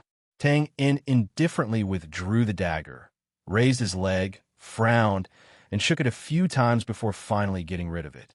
Gray's back was pierced through. He lay on the ground weakly, staring at Bevan, as if he wanted to remind him of something. But at this time, Bevan couldn't respond to his intentions. He was grabbing his blonde hair and murmuring, "It was my brother who helped me all this time. I reaped the fruits of others' labor, and in the end, I killed my brother?" "Yes, you killed your brother." Tang Yin took a few steps forward and nailed the dagger in front of Bevan. "Before your brother died, he asked me to take care of Betsy." "Yes, and you, Bevan. Take care of Bevan, take care of Bevan." Bevan seemed to be in a trance and kept repeating, "Are you ashamed? Do you want to die?" Tang Yin loosened his hand and said gently, "It's not difficult. Just give yourself a light kiss on the neck, and you can go apologize to your brother." "Apologize?" "Yes, I want to apologize." "Will my brother forgive me?" Bevan's eyes were unfocused. "He will. He liked you so much as a brother. He will definitely forgive you. Come, take it." Tang Yin put the dagger in Bevan's hand. The strong and healthy Bevan was trembling as he held the dagger. His eyes were sometimes misty and sometimes clear. "I want to apologize to my brother. I I want to bring glory to the Robert family. If you don't go now, my brother will be gone. Bess, I'm sorry, Tang, and shook his head and walked around the table. He came behind Bevan and grabbed his hand that was holding the dagger. Go, apologize to your brother. Don't be afraid. Close your eyes. The pain is only a little. Listen, there's the sound of wind. Hiss. Bevan felt a chill on his neck and seemed to suddenly wake up. Panic flashed across his face, but he calmed down in an instant. Bo, don't be angry, don't be. His throat was leaking air, so he couldn't speak clearly. However, Tang In understood Bevan's meaning. Betsy was obviously asking him to let go of Betsy. Tang In didn't respond. He just stood behind Bevan and watched him slowly calm down. Phew, Tang In let out a long breath. These three siblings, huh? At this time, Tang In saw a scroll-like thing at Bevan's feet. He reached out and picked it up. The pattern on it was very familiar. He turned it around, and a few small words appeared in front of his eyes. Advanced Magic Shield. I was careless. I must have taken it when I said I would add 100,000 gold coins. Tang In smacked his lips and suppressed the chill in his heart. As for throwing it away, that should have been when he grabbed his hair and broke down. Shaking his head, Tang In reached out and covered Bevan's eyes. He pushed away the papers on the table and made him lie down on the table. Tang In instantly took back the newspaper that he had just pushed away. What did I read just now? At the bottom right corner of the back of Lai Yan's tabloid. Recently, there have been many conflicts in the north. In addition, there have been wild, evil cults appearing and killing civilians and civilians. The Temple of Light has decided to send the Inspector of Light, Sessman, to investigate the enemy's situation and eliminate evil. The following content was some of Sessman's achievements in his life. Tang In gritted his teeth and saw that the evil cults in Little Rock Village near Lai Yin City were also listed. He read until the end and finally revealed Sessman's current location. He was in Pulin City. Damn it, I finally caught you. Tang In narrowed his long and narrow eyes and said hatefully. Naturally, it wasn't good to stay here for long. Tang In simply cleaned up the scene and left. The diary was spread open in front of Bevan's corpse. After half an hour, Tang In once again left Robert Castle from the back door. Chapter 100. When Tang In returned to the attic, the sky was already bright, but there was still some stubborn fog that refused to be carried away by the morning breeze. When he pushed the door open, Tang In was suddenly stunned. A wooden chair was lying in the hall, and there were some scattered ropes next to it. Betsy, who was originally tied up, was gone. Tang In's figure flashed instantly and retreated from the house. The expected attack did not come. Tang In carefully observed the surroundings. The terrain here was remote, but the terrain was not very complicated. The only street corner was not far ahead. After confirming that there was no ambush, Tang In entered the attic hall again. He approached the chair and bent down to pick up a broken cloth strip. The broken part on it was jagged, as if it had been chewed. TSK, these teeth. Tang In smacked his lips and picked up a broken rope again. No way. Tang In was a little speechless because the broken part also looked like it had been bitten. Is she really a puppy? Looking at the mess on the ground, Tang In could roughly imagine how Betsy escaped. She should have first chewed the cloth strip in her mouth, then used her mouth to bite the rope on her hands, and finally used her hands to untie the knot on her feet. Damn, I was careless. Tang In sighed. If I knew, I would have tied her hands behind her back. But then Tang In frowned. That's not right. Even if she has these teeth, where does her perseverance come from? With regards to Becky, Tang In had some understanding of her. She was a typical pampered aristocrat. Although she was not the type to pant after taking 2 steps, her perseverance and endurance were completely not related to her. Tang In could not connect the huge project of slowly untying the rope with her teeth to Betsy. Huh? Tang In squatted down and carefully looked at the ground. Strange, why does this area look like it has been wiped? His heart skipped a beat. He picked up a piece of rope again and turned it a few times. Tang In saw a yellowish water stain. Touching his nose, Tang In's expression became strange, I was wondering where this girl got the perseverance to untie the rope. It turned out that she needed to relieve herself. And according to the current situation, before she untied the rope, she did not hold it in, thinking about the embarrassing scene of Betsy at that time, and how she fearlessly stayed behind after she untied the rope, just to dry the ground with a cloth to avoid being seen. Ha! Tang, and finally could not help but sit down on the ground and hit the ground. Damn it, I can't. Laughter was laughter, but the matter was still the matter. When Tang and finally managed to stop laughing, the trouble in front of him left him with no other choice. He quickly moved the washing machine, camouflage tools, and other important things into the carriage. Tang, and also took down a farming axe from upstairs. He rubbed the edge of the axe twice, squinted his long and narrow eyes, and put it into the carriage. Following that, Tang and carried 2 buckets of tung oil and doused the house thoroughly inside and out. When he poured the oil into the alchemy room in the backyard, Tangen's heart was bleeding. The alchemy equipment was too big, and his small carriage could not carry it away. Forget it, it was just a small amount of money. If the old did not go, the new would not come. Tang In tossed the oil lamp over. Whoosh! Almost in an instant, the fire burst out fiercely. Phew! F***CK. Tang In exhaled, secretly cursed, and drove away. Tang In did not notice that in the residential building next door in Bess, a woman with a face full of horror and resentment was secretly watching him. Early morning, Southport Pier. Ships sailed in and out of the city, bustling crowds. This was a gold coin assembly line that would never stop. A young man who looked very clever avoided the crowd and came to the front of a carriage.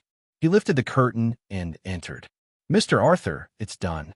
A ship at Pier 36 has just finished loading and is ready to return. 50 silver coins, and the ship owner is willing to take 1 person to Primeval City." "Okay, thank you, Alan." Tang In smiled and said to the young man in front of him, "It's nothing, Mr. Arthur." Alan shook his head and then said a little dispiritedly, "Are you leaving?" "Yes, I'm sure you can guess my identity. After killing so many people, I'll be punished if I don't run away," Tang In said self-deprecatingly. Then he took out a wooden box and said, "Here are 250,000 gold notes, of which 200,000 is the demolition fee for the civilians. Remember, you don't have to do this yourself. Think of a way and don't get yourself into trouble. There are also 50,000 gold coins, of which 30,000 will be used to hire senior clergymen to treat Lena. The remaining 20,000 will be used to buy some alchemy equipment for Lena, find some washing machine production sites, and so on." Alan took the wooden box silently and said in a low voice, "Mr. Arthur, don't worry. I'll handle this well." "Okay." Tang In patted Alan's shoulder. "Let's go. If Sister Lena asks, just say that I'm going to enforce justice on behalf of heaven." "Damn, it's appropriate this time, huh?" In the laughter, Tang In's figure quickly disappeared into the crowd. Because there was enough tung oil, Tang On's attic burned for about an hour. During this time, some people naturally noticed the situation, but the fire was already so big that there was no need to put out the fire. They could only watch it burn silently. At this time, thud, thud, thud, more than a dozen garrison cavalrymen in uniforms suddenly rushed over. In just a few breaths, they had completely surrounded Bess's residence. Whoosh, whoosh, whoosh. The cavalrymen in the front row drew their swords, while the ones in the back row drew their bows and aimed at the attic. There were also some cavalrymen with spears and shields bent their backs, looking like they were about to launch an attack. This battle formation, as if they were facing a great enemy, stunned the civilians who were watching the fire from the side. A moment later, a carriage came at a high speed and stopped in front of the attic. A vigorous middle-aged man supported a sturdy man who was slovenly dressed and had a black eye patch over his left eye as they walked down. These 2 people were Bugnes and Bose. The defense of the combat aura armor was not as good as the magic shield. After taking the annihilation crystal, Bose was seriously injured and one of his eyes was blinded. After forcing himself to finish asking Grimace a question, he finally fainted. As for Bugnes, he was even more unlucky. He was ambushed by Grimace the night before, when he had just arrived at the surveillance area 100 meters away from here and was knocked unconscious. After the sturdy man got down from the carriage, his red nose twitched twice, and he rubbed it subconsciously. Looking at the burning house, he waved his hand and said, "Put it out." Damn it. What's the use of setting up such a big battle formation? They would have run long ago if they wanted to run in one night. Bose mumbled and said angrily, "They should have poured a basin of water over me to wake me up. It's always better to be prepared. All right, look at yourself at that time. It's good enough that you're still alive." Bugnes shook his head speechlessly and sneezed loudly. "Damn it. We've known each other for a few years, and they let me sleep in the cold for one night. Achoo. That's not nice." The two of them did not seem to feel the tense atmosphere at all. They casually teased each other and walked to the door. The cavalrymen next to them were about to kick the door open, but Bose threw them to the back. Bugnes waved his hand behind him, indicating that they should stay away. "I should be the one to kick it open. I've been waiting for this day for a long time." After saying that, Bose endured the pain, gritted his teeth, and lifted his leg to kick the door. Bang! The door shook twice but did not open. Cough, cough. Bugnes coughed twice and turned his head. The cavalrymen immediately looked around, as if they did not see anything. Bose laughed embarrassedly. "Haha, I haven't done this for a long time. I'm not familiar with the business." Bose reluctantly gathered a bit of red combat energy and punched the door. Bang! The door collapsed. Bose and Bugnes blinked at the same time, and blinked again. The cavalrymen around them filed in. "Sir Chief, the deceased is Bess. He should have been assassinated. The fatal wound is the dagger in his heart. There's also an assassin lying on the ground. He has been dead for a long time. We speculate that Ghostface and the assassin came at the same time. The assassin was killed, and then Ghostface killed the target, Bess." "Ghostface killed Bess?" Bose and Bugnes smacked their lips. Why did it sound so weird? "Sir Chief, we found a woman under the bed on the second floor. She said she was Betsy of the Robert family." "Who?" Bose asked in surprise. "Why is she here?" Invite her over." After a while, Betsy walked down the stairs with a frightened expression. She was wearing a man's trench coat. "Big brother," Betsy suddenly shouted. She ran in front of Bess. Her legs went soft, and she collapsed on the ground, crying.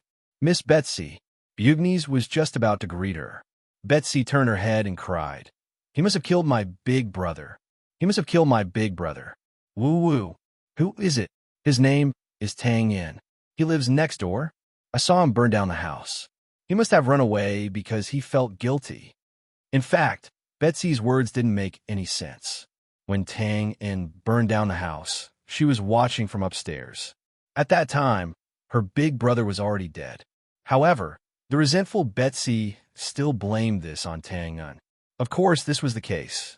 Being exposed so quickly, it could only be said that Tang Yin's luck was really bad. Betsy, who was too sad, soon fainted from crying and was placed on the side. Several cavalrymen followed Bose's order to seal the city gate and port. Then Bose and Bugnes stood in front of Bess in silence. "How is it, old Bow? When do you plan to expose him?" "Expose?" Bose laughed bitterly. "How? Do you have evidence to prove that he's Ghostface?" Bugnes was stunned for a moment, then said, "What evidence does the police station need to expose him? That's for commoners. Bess is the eldest son of Count Robert. Although they don't have a good relationship, how can we tolerate him smearing the family name? It's impossible to not provide direct evidence." Suddenly, there was a commotion outside the door.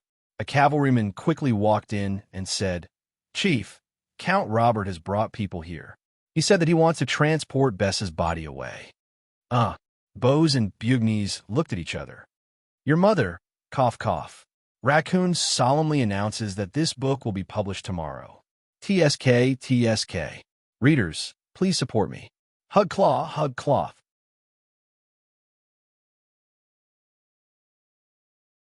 Chapter 101. All right, please allow Raccoon to advertise a little more. It will be on the shelves tomorrow. Please support. Yes, subscribe. Carrot, carrot. Ding. Congratulations to Assassin Tang in for completing the mission of finding Grimace. Mission difficulty. B. Completion evaluation of experience gained, 3,500. Blood energy, 5,000. Ding! Congratulations on leveling up blood energy. Ding! Congratulations on leveling up blood energy. As soon as Tang stepped into the system space, a series of system notifications rang out. 3,000. 5,000. Tang was stunned for a moment. It could be said that this was his most rewarding mission so far. Of course, when he thought about the first time the system had given him a B-level mission, he knew how difficult it was to find Grimace. It was fate that allowed him to complete the mission this time. There's a lot of luck involved. As for the 5,000 blood energy, it included the blood energy from killing Grimace. Although he was killed passively, the dagger was still in his hands, so it was counted as his. There were too many notifications. Tang Yin simply opened his assassin panel. System level. New assassin codename. Tang Yin experience points. 3650/5000 blood energy. 8800/10,000 blood energy level. Level 4 special effects. Quadruple increase. Intermediate deterrence. Intermediate defense break. Elementary explosion title. Hound's nemesis Tang Yin looked up and down. His blood energy level had increased by 2 levels in a row. Among the characteristics, the quadruple increase was the one that Tang Yin valued the most. It represented an increase in the power of his dagger. Of course, the blood and energy consumed had also increased from 5 points per second to 20 points per second. As for intermediate deterrence, it was used in conjunction with the killing intent in the status skill. Tang Yin was not familiar with killing intent yet.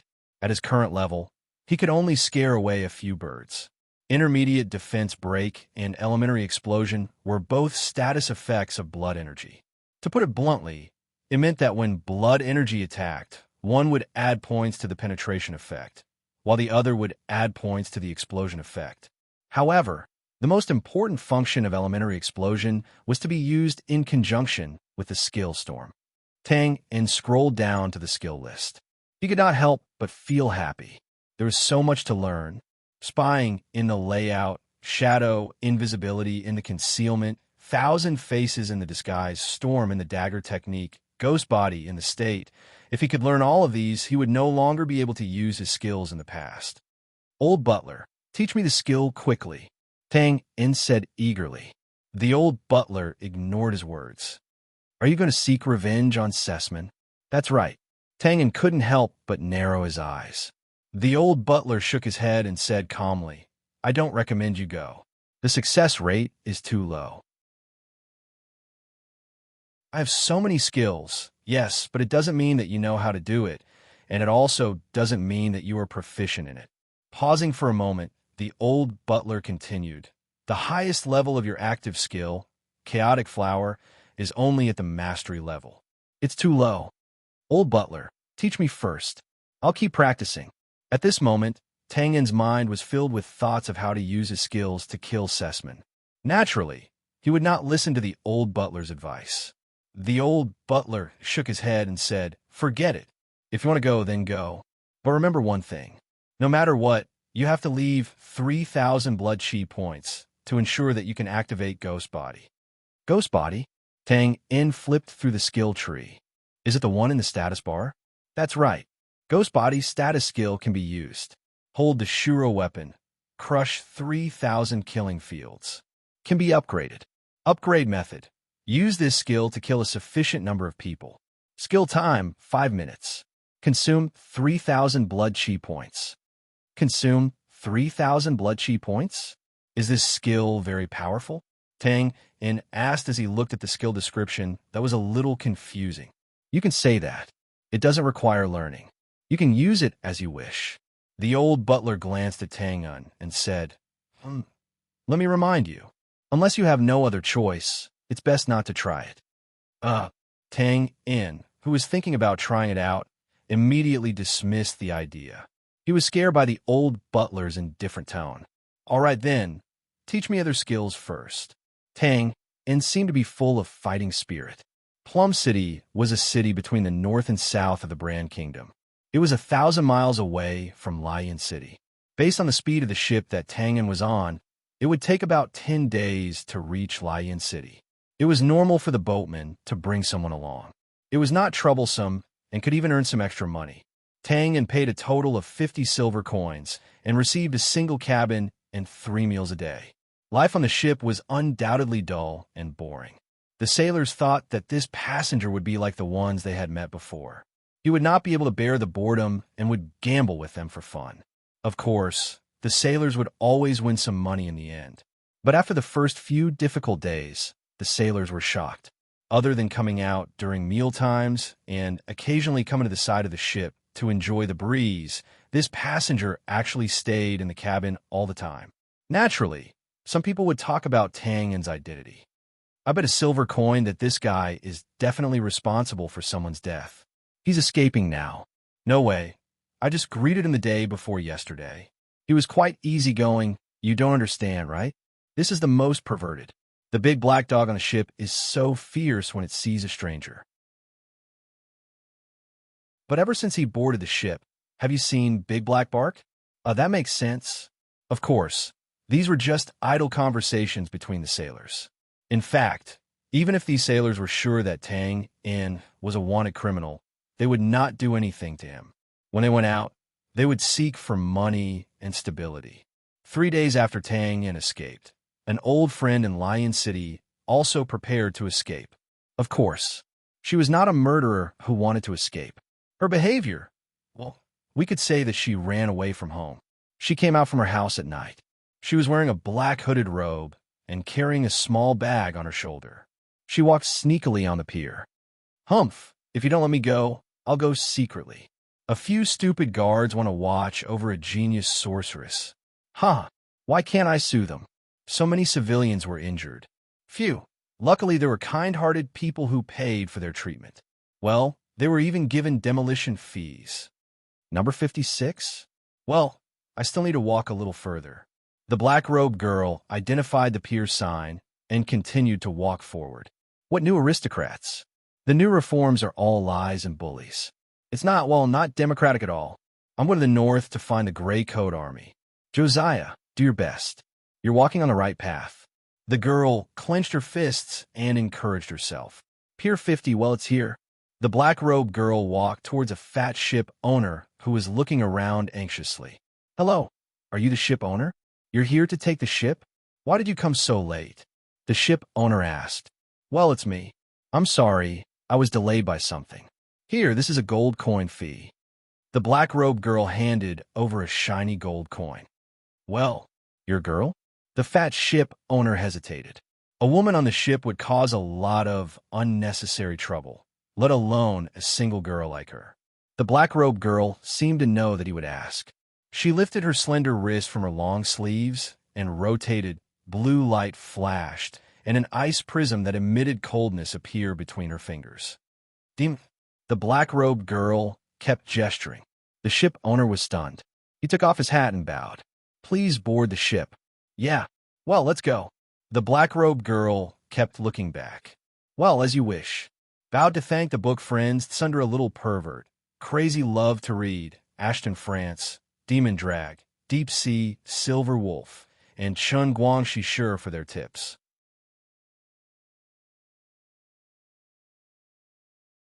Chapter 102. Early in the morning, the sun rose from the east. The first ray of sunlight had yet to penetrate the thin mist on the lake. The boat sailed in the water, and the people stood on the boat. The fresh morning breeze mixed with water vapor blew against their faces, and the faint cries of wild ducks could be heard.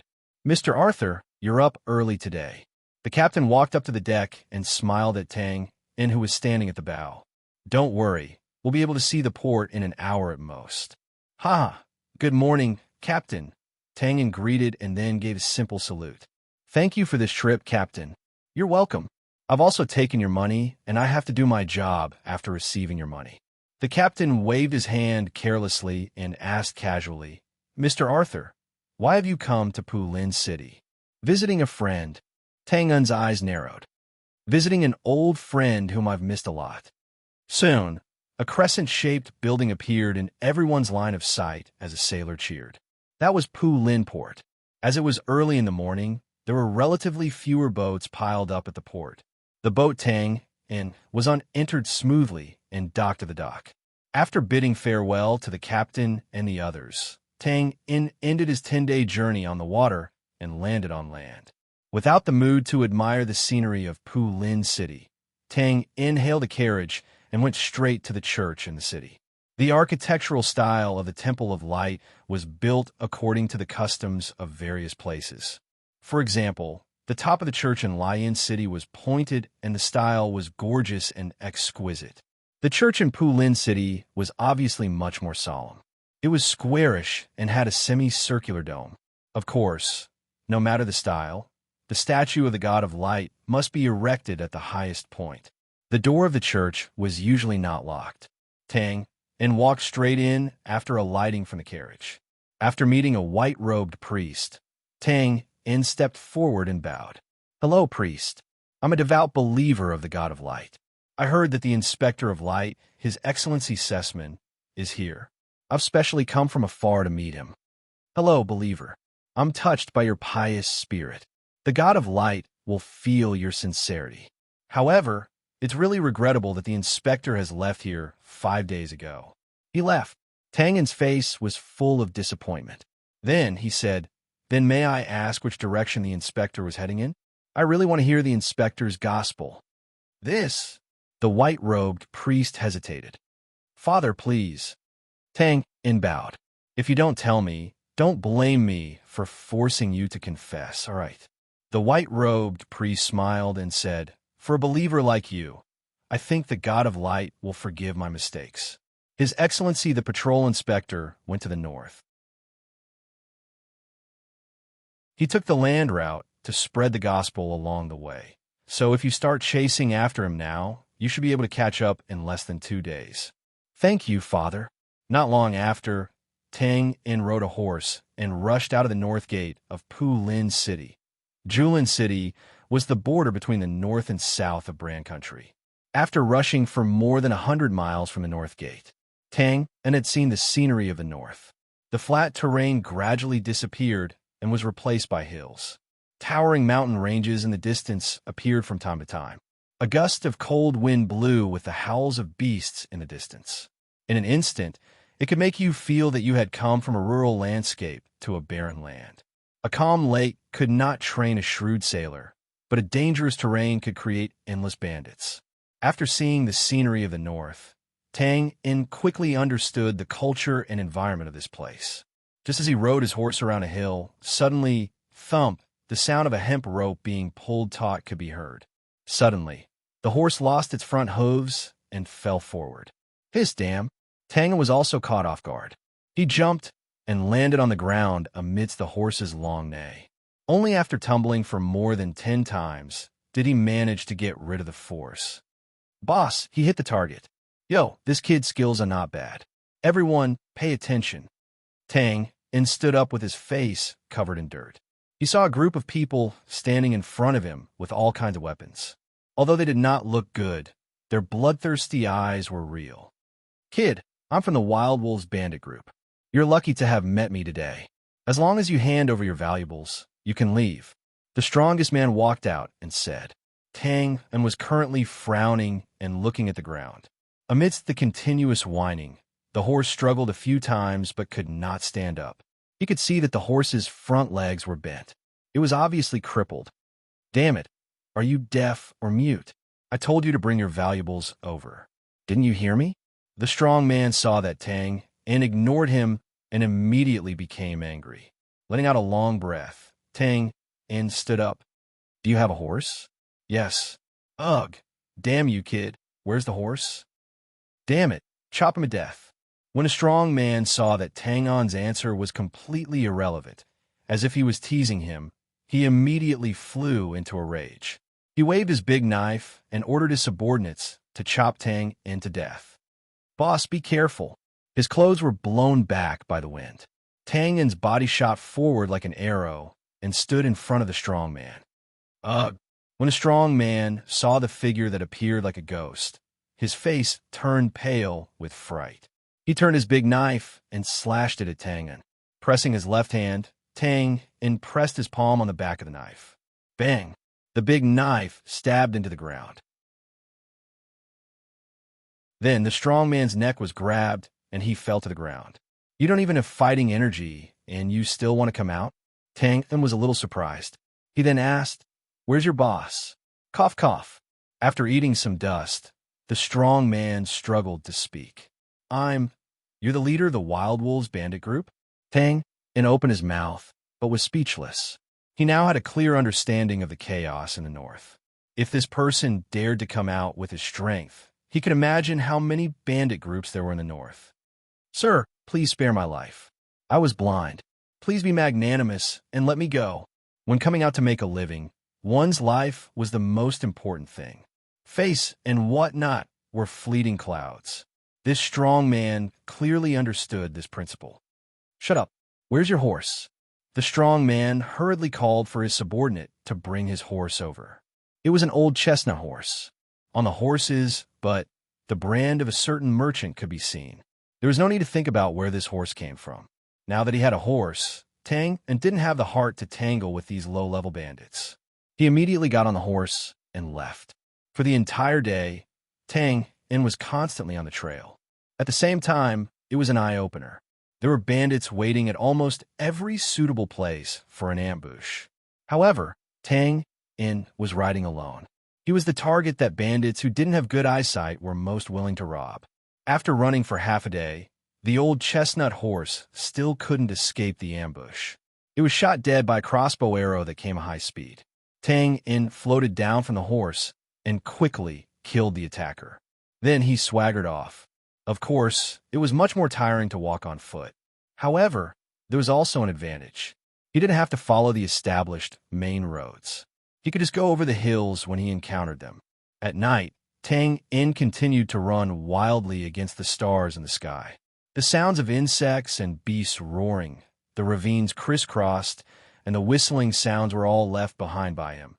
Maybe it was because Tang In's speed was too amazing, or maybe it was because Sessman's team was too slow.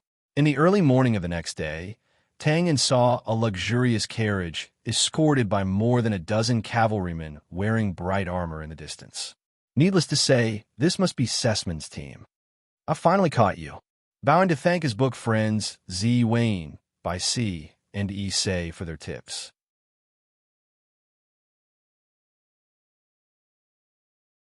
Chapter 103. Although he had been transferred from the peaceful and prosperous southern cities to the chaotic and backward northern wastelands, Sessman had been in a good mood recently. In his opinion, this trip to the north was for him to gild his reputation. The Inspector of Light was considered a middle to upper-class position in the internal structure of the Temple of Light.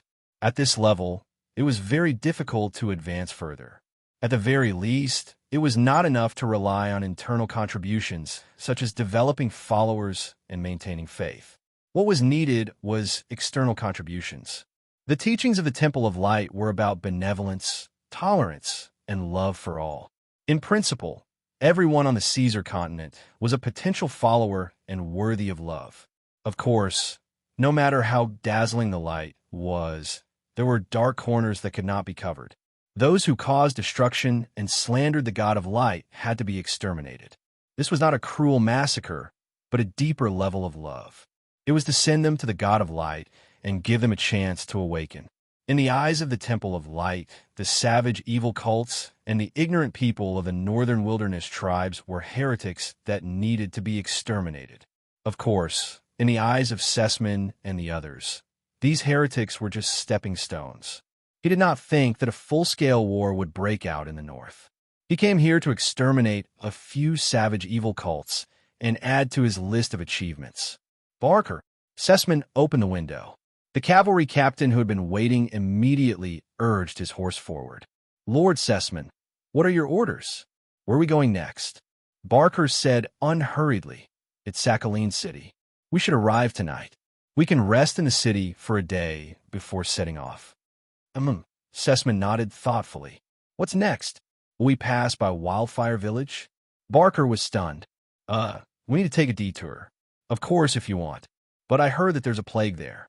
"Haha, that's exactly what I want." Sessman chuckled. Let's rest in Sakhaline City tonight. We'll set off early tomorrow morning and rush to Wildfire Village. Yes. Even though he was a little confused, Barker still nodded. What's wrong? You can't figure it out?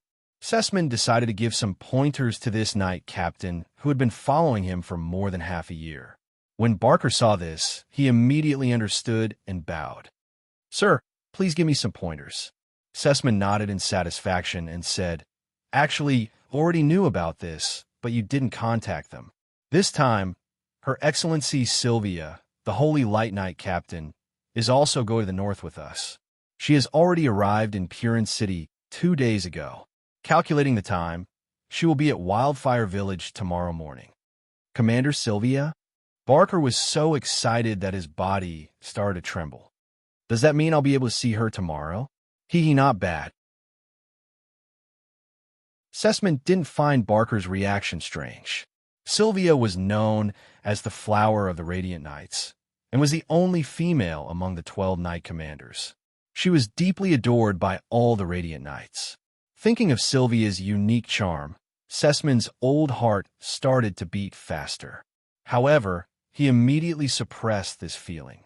This Sylvia wasn't one of those silly nuns. She was able to become one of the 12 knight commanders because of her extraordinary strength. Do you have any ideas about her? Sessman didn't think his old bones could withstand her violent spear techniques. Sessman looked at Barker's longing face and said with a smile, When we return, you will enter the Holy Light Knight Hall for training.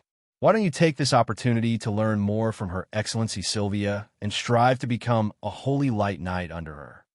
Thank you, sir, for your pointers and training. Barker's face was red as he bowed deeply on his horse. Sessman chuckled and closed the window. In fact, Sessman didn't say anything. He wasn't going to Wildfire Village just to help Barker. The Holy Light Knights were the backbone of the Temple of Light. No matter who it was, if they could obtain the support of this force, then their position in the Temple of Light would be as stable as a mountain. Sessman understood Sylvia's temperament very well. She was someone who regarded the teachings of the Radiant God as her lifelong code of conduct. For this kind of person, benefits wouldn't be enough to win her over. Only by leaving a good impression on her would one be able to obtain her support in the end. For example, this time, when Sylvia heard that there was a plague in Wildfire Village, she would definitely rush over. At that time, she would discover that he had already dealt with the plague. Sessman smiled contentedly. Everything was under his control. Rumble. Just as Sessman was feeling proud of his little trick, a loud sound suddenly came from the carriage. Careful! There are rolling stones. Quickly disperse. Protect the carriage. Barker's voice continuously came. Sessman opened the window in surprise. Looking up, at this time, the group just happened to pass through a place that looked like half a canyon. Stones of all sizes were falling from the steep cliff. Among them, there was a rolling stone that was as tall as a person that was pressing down on the carriage. Defend! Barker roared and picked up the shield on the side of the horse. Immediately, more than a dozen cavalrymen gathered around the chariot and raised their shining white shields. From above, it looked like a shining mirror. Bang, bang, bang. The large and small stones were deflected by the combined shield. Immediately after, a huge rolling stone rolled down the slope of the mountain. Attack! A dozen white-edged spears shot out at the same time and concentrated on one point. A cylindrical white beam of light appeared and directly penetrated the rolling stone. Boom! The huge stone exploded and turned into fine stones that flew in all directions. At this time, a circle of light was emitted from the carriage and formed a thin white curtain that covered everyone's heads like a bowl. Fine pebbles fell on the light screen like raindrops and then bounced off. After the stones fell, Barker waved his hand and said, Carter, Kyle, quickly go to the top of the mountain and search. The rest of you retreat to the left in a defensive formation. Yes. The 2 cavalrymen responded and jumped off their horses and rushed to the top of the mountain from the side. At this time, Sessman also walked down from the carriage with a red crystal staff. How is it, Barker? Was it man-made? Barker shook his head. I'm not sure. It's common for stones to fall from the top of the mountain.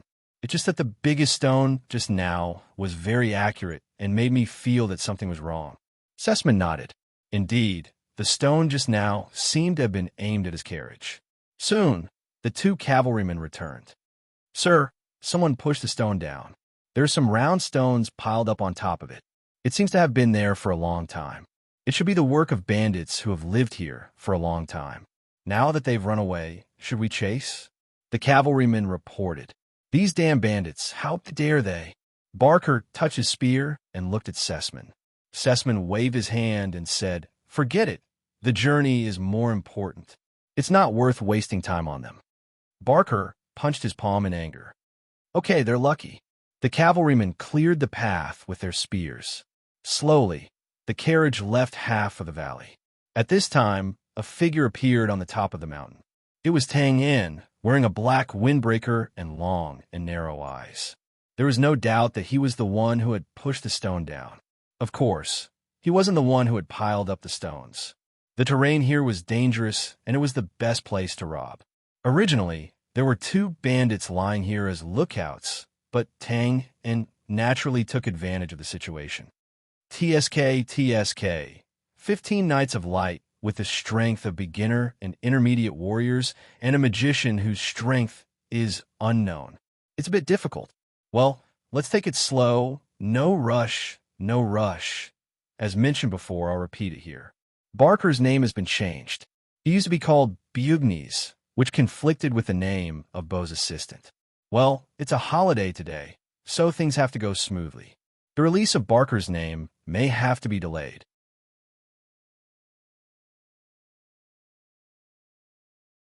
Chapter 104. Due to the editor's vacation, Raccoon's trip to the bookshelf will be delayed. Woo-woo. Sakhalin City, a typical northern city. It wasn't big, but it was densely populated. Most of the buildings in the city were made of thick stones. In the evening, Tang Yin followed Sessman into Sakhalin City. After watching the carriage enter the church, he stopped following it. Although Sessman was right in front of him, Tang Yin didn't let his hatred get to his head. He couldn't just rush out like this. Not to mention Sessman, whose strength was still unknown. The dozen light knights were enough to deal with him. Tang Yin knew clearly that his advantage was that he was in the dark. Damn, it's still better to be in the modern world. A sniper rifle can settle this. After sighing, Tang Yin began to look for some hooligans on the streets. Of course, the sniper rifle was just a fantasy, but a long-range crossbow was worth a try. The filthy streets, the chaotic fighting crowds, and the naked street girls calling out to each other. Under the cover of the night, the streets of the city looked like a scene of demons dancing. Tang Yin dodged 2 beer bottles, knocked out a bloodthirsty man, and scared off a prostitute trying to pull herself out. Finally, he arrived at his destination. This was a 3-room stone house, and the half-drooping wooden door couldn't block out the crazy clamor inside. There was a huge black hammer placed on top of the wooden door. Note, it wasn't a symbol, but a real black hammer. This is really the Black Hammer Tavern. Tang Yin muttered and walked towards the door. If those half-dead hoodlums didn't lie to him, this should be one of the gathering points of Sakhalin City's black market. Bang!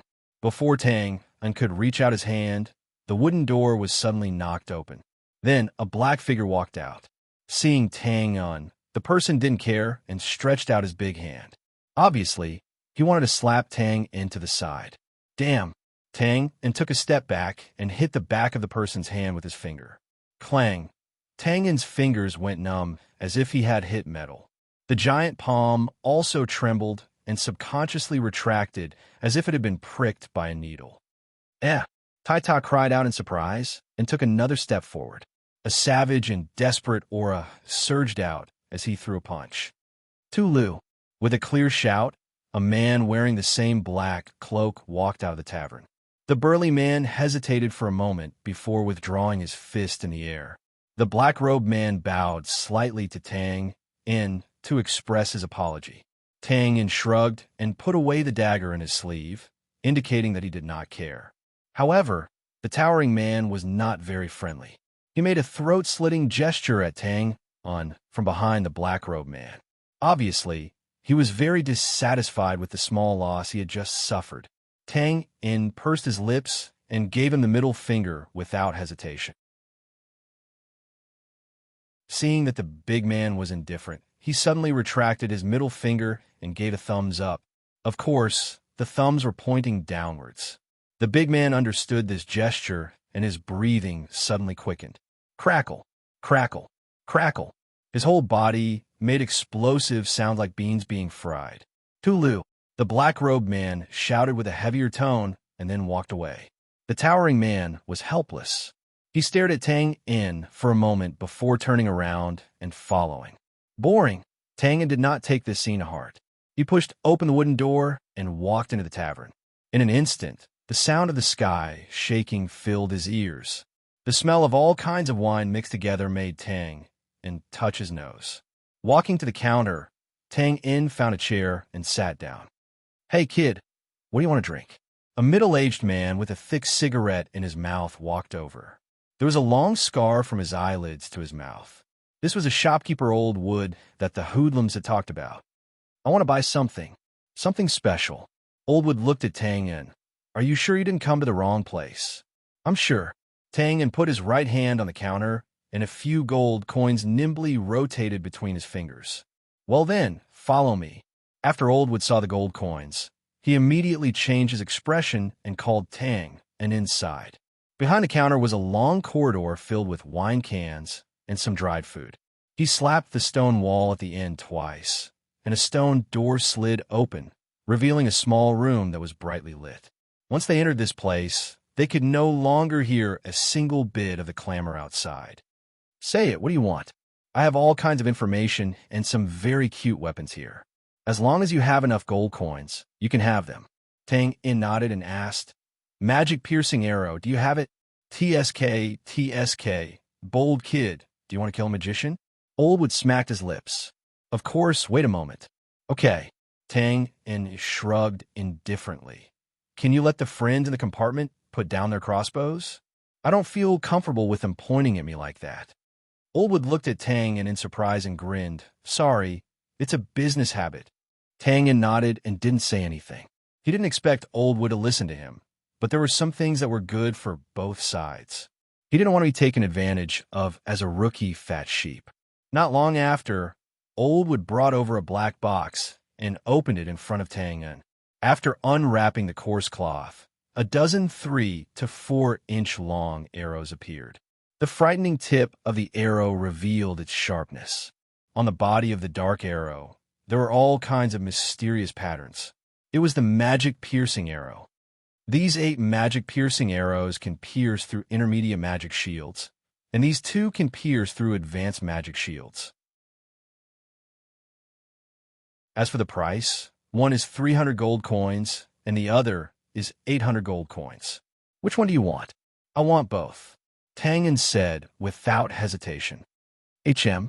Old Wood raised his eyebrows, and his smile became even more brilliant, straightforward. Thank you for your patronage. It's a total of 4,000 gold coins. I don't have that many gold coins. Tang In took out a shiny diamond from his bosom and said, Give me a crossbow. I'll use this in exchange. Hiss. Old Wood's eyes narrowed from the sparkling diamond. He reached out and took the diamond in his hand to examine it a few times, then decisively said, Deal. Good. Tang In took out the black box containing the magic piercing arrows and said, Where's the crossbow? I'll go get it. No rush. Tang In pressed Old Wood's shoulder and said, How about we let the friend inside go get it? Old Wood's eyes flashed. Then he smiled and said, okay. The two of them smiled with tacit understanding. After coming out of the Black Hammer Tavern, Tang In went to the blacksmith's shop, the grocery store. After buying a few things, he went to the church's outskirts. Tang In blinked and looked in surprise at the tower-like figure in front of him. That's right, this was the man who had a small conflict with him at the tavern's entrance. His height was really too conspicuous. The other black, cloaked man was also next to him. The two of them looked in the direction of the church and said something. After talking for a few minutes, the two of them left at the same time. Tang In shook his head and stayed in and not far from the church, waiting for an opportunity.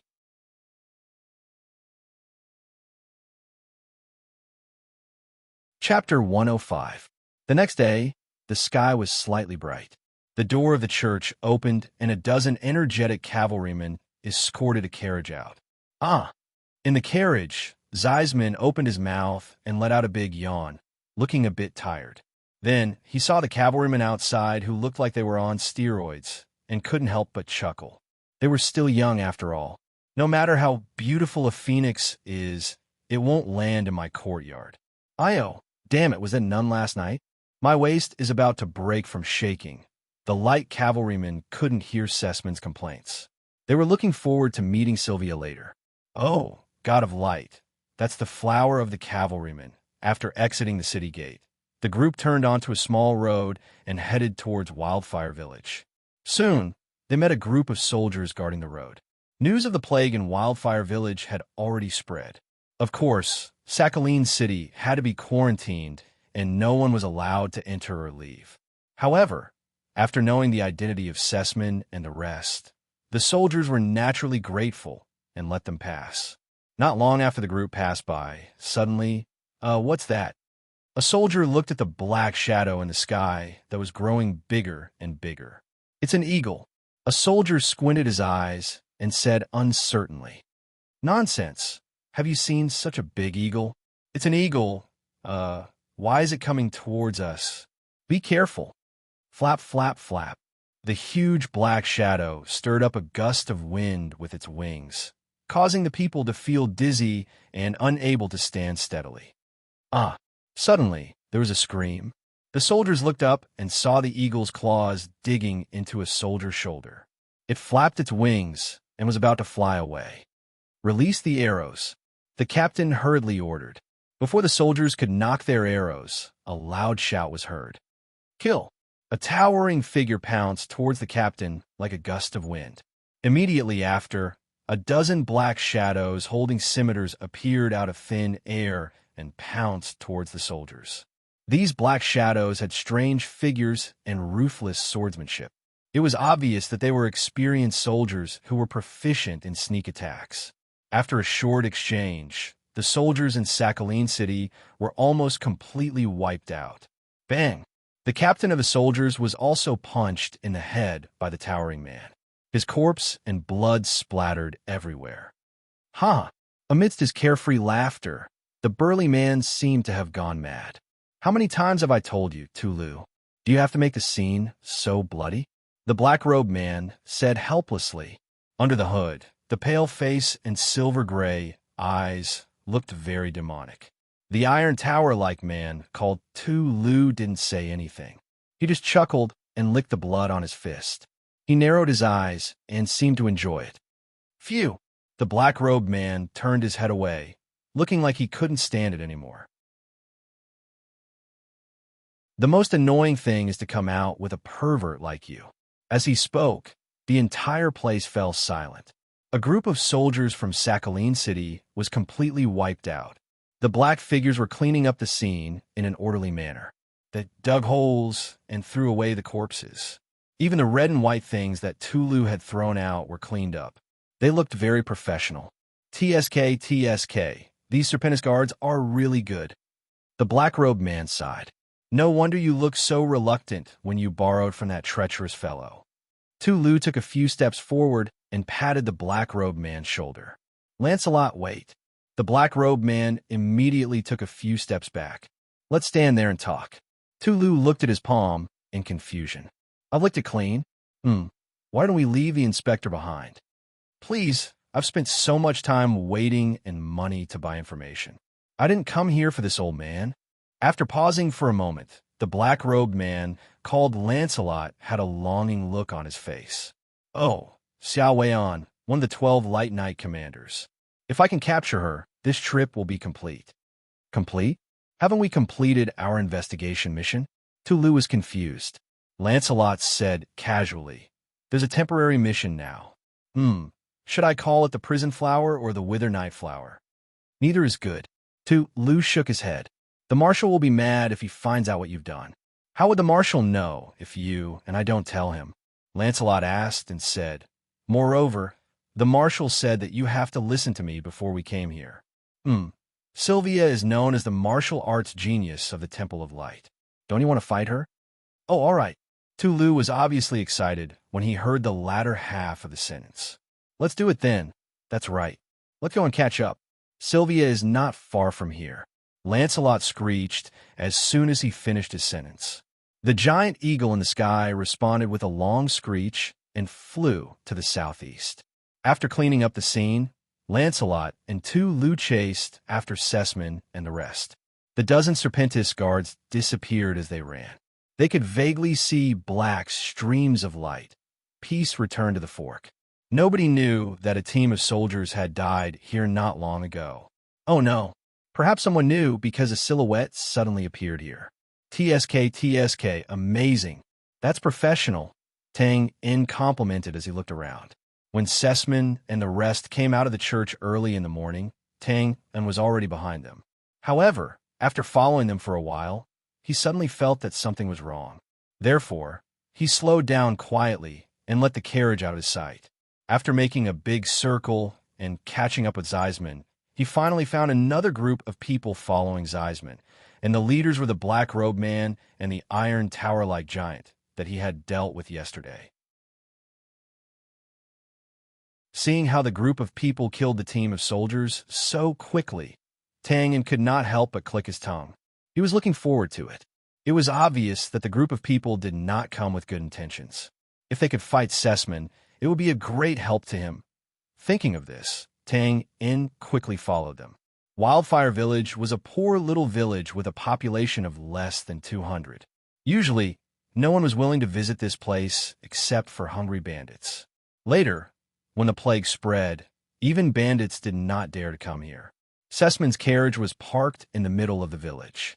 The luxurious decoration of the carriage was in sharp contrast to the simple furnishings of the houses here. The old village chief of Wildfire Village was explaining the situation of the plague to Barker, while Sesmin was taking a nap in the carriage. In fact, according to the rules, a person with a position like Sesmin should preach the gospel everywhere he went. He should talk about how good the God of Light was and what benefits his followers would bring. However, Sesmin dispelled this idea after seeing the current situation of Wildfire Village. Recruit followers? What a joke. Could they even donate a single copper coin? Lord Sesmin, Lord Sesmin. Barker called out softly. Zeisman opened his eyes and asked listlessly, "What's wrong? Have you understood it?" "Yes, it's just a common plague. It seems to be because the water is dirty. Lord, you only need to use a light of purification on the sick people." "That's good. Then, please wait a moment. I'll go gather the sick people." Barker turned to leave. "There's no rush." Sesmin waved his hand. "They won't die later. HM, have you sent people to guard the entrance of the village? I want to know when Sylvia comes." Don't worry, Lord. I've already sent people." Sesmin waved his hand and closed his eyes again. Bowing to thank the top of Rabbit Hair, Angstone, JHD 121, Invincible Lottery, and Childlike Face for their tips.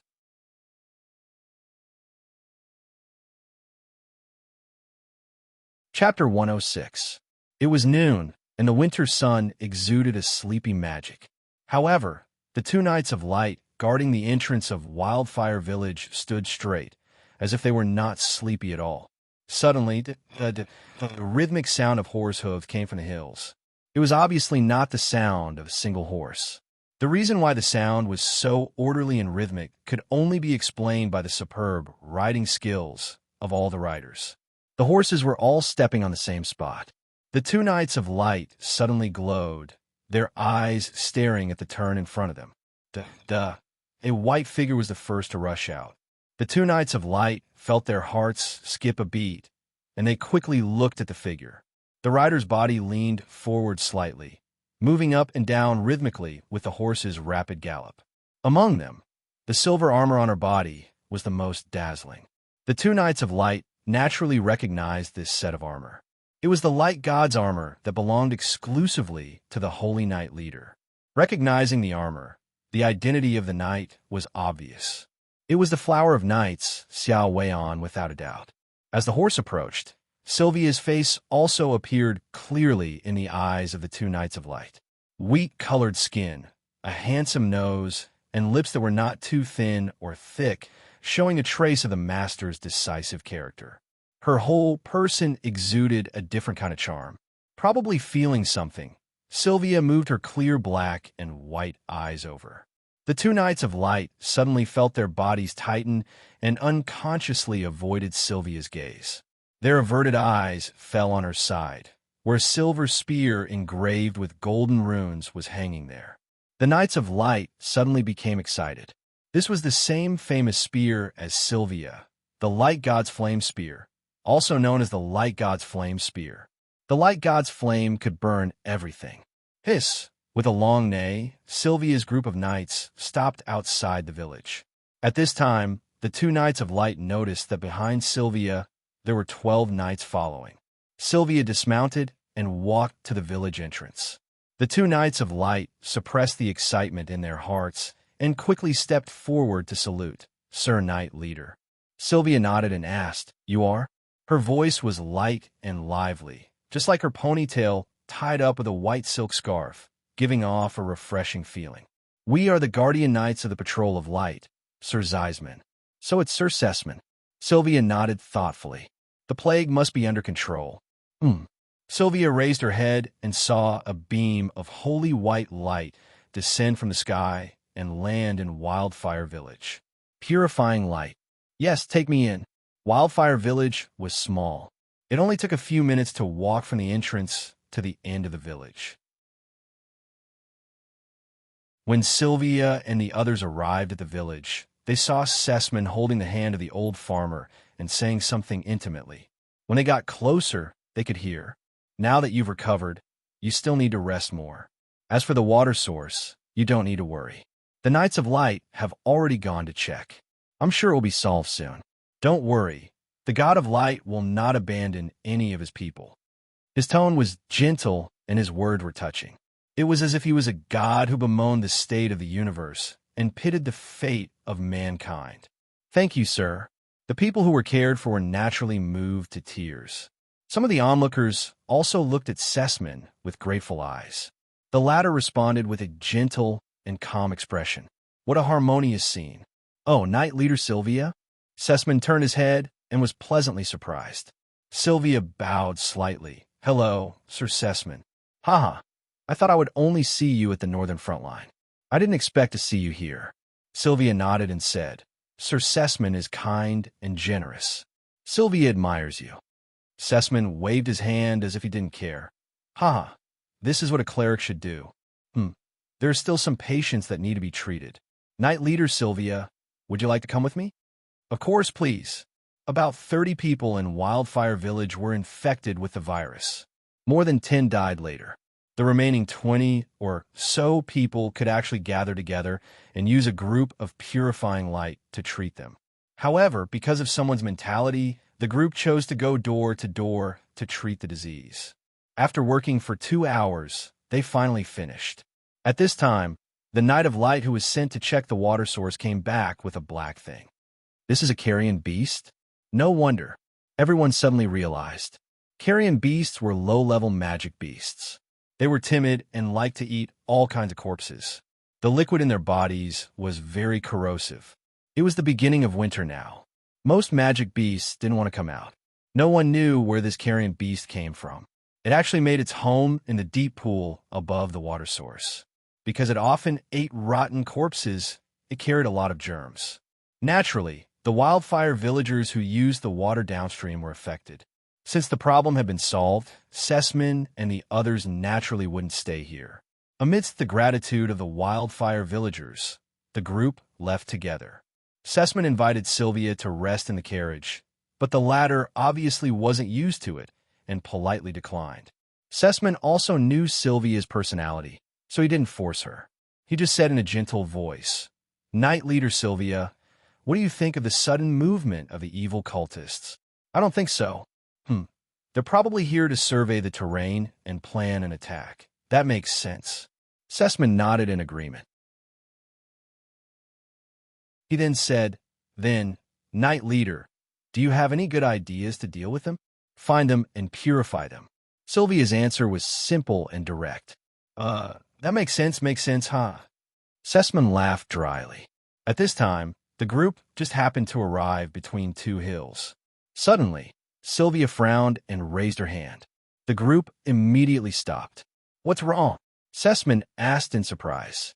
Before Sylvia could explain, suddenly, whoosh, in a whistling sound, a huge cylindrical shadow smashed down from the top of the hill.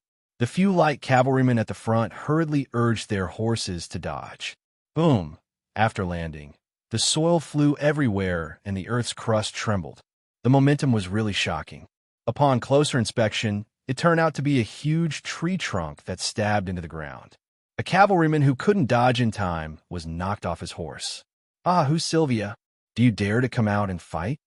Amidst the long laughter, an iron-towering giant clapped his hands and walked out from behind the tree trunk. It seemed that this giant tree, which required several people to wrap their arms around it, was thrown down by him alone. Ha ha, Tulu, you idiot. Another long laughter shook the sky. A black figure lightly landed on the top of the tree trunk. There's only one woman here. Who are you calling Sylvia? Tulu scratched his head and laughed foolishly. He looked like he finally understood. Then, the black-robed man stood straight on the top of the tree trunk and bowed to Sylvia from afar. Greetings, Your Excellency Sylvia. I'm Lancelot. It's our first time meeting. Nice to meet you. Xiao Weian's eyes narrowed slightly. She drew her spear of light and said word by word, Savage, desolate, evil sect. If you like this work, you're welcome to come to Chidian. Come to vote. Your support is my biggest motivation.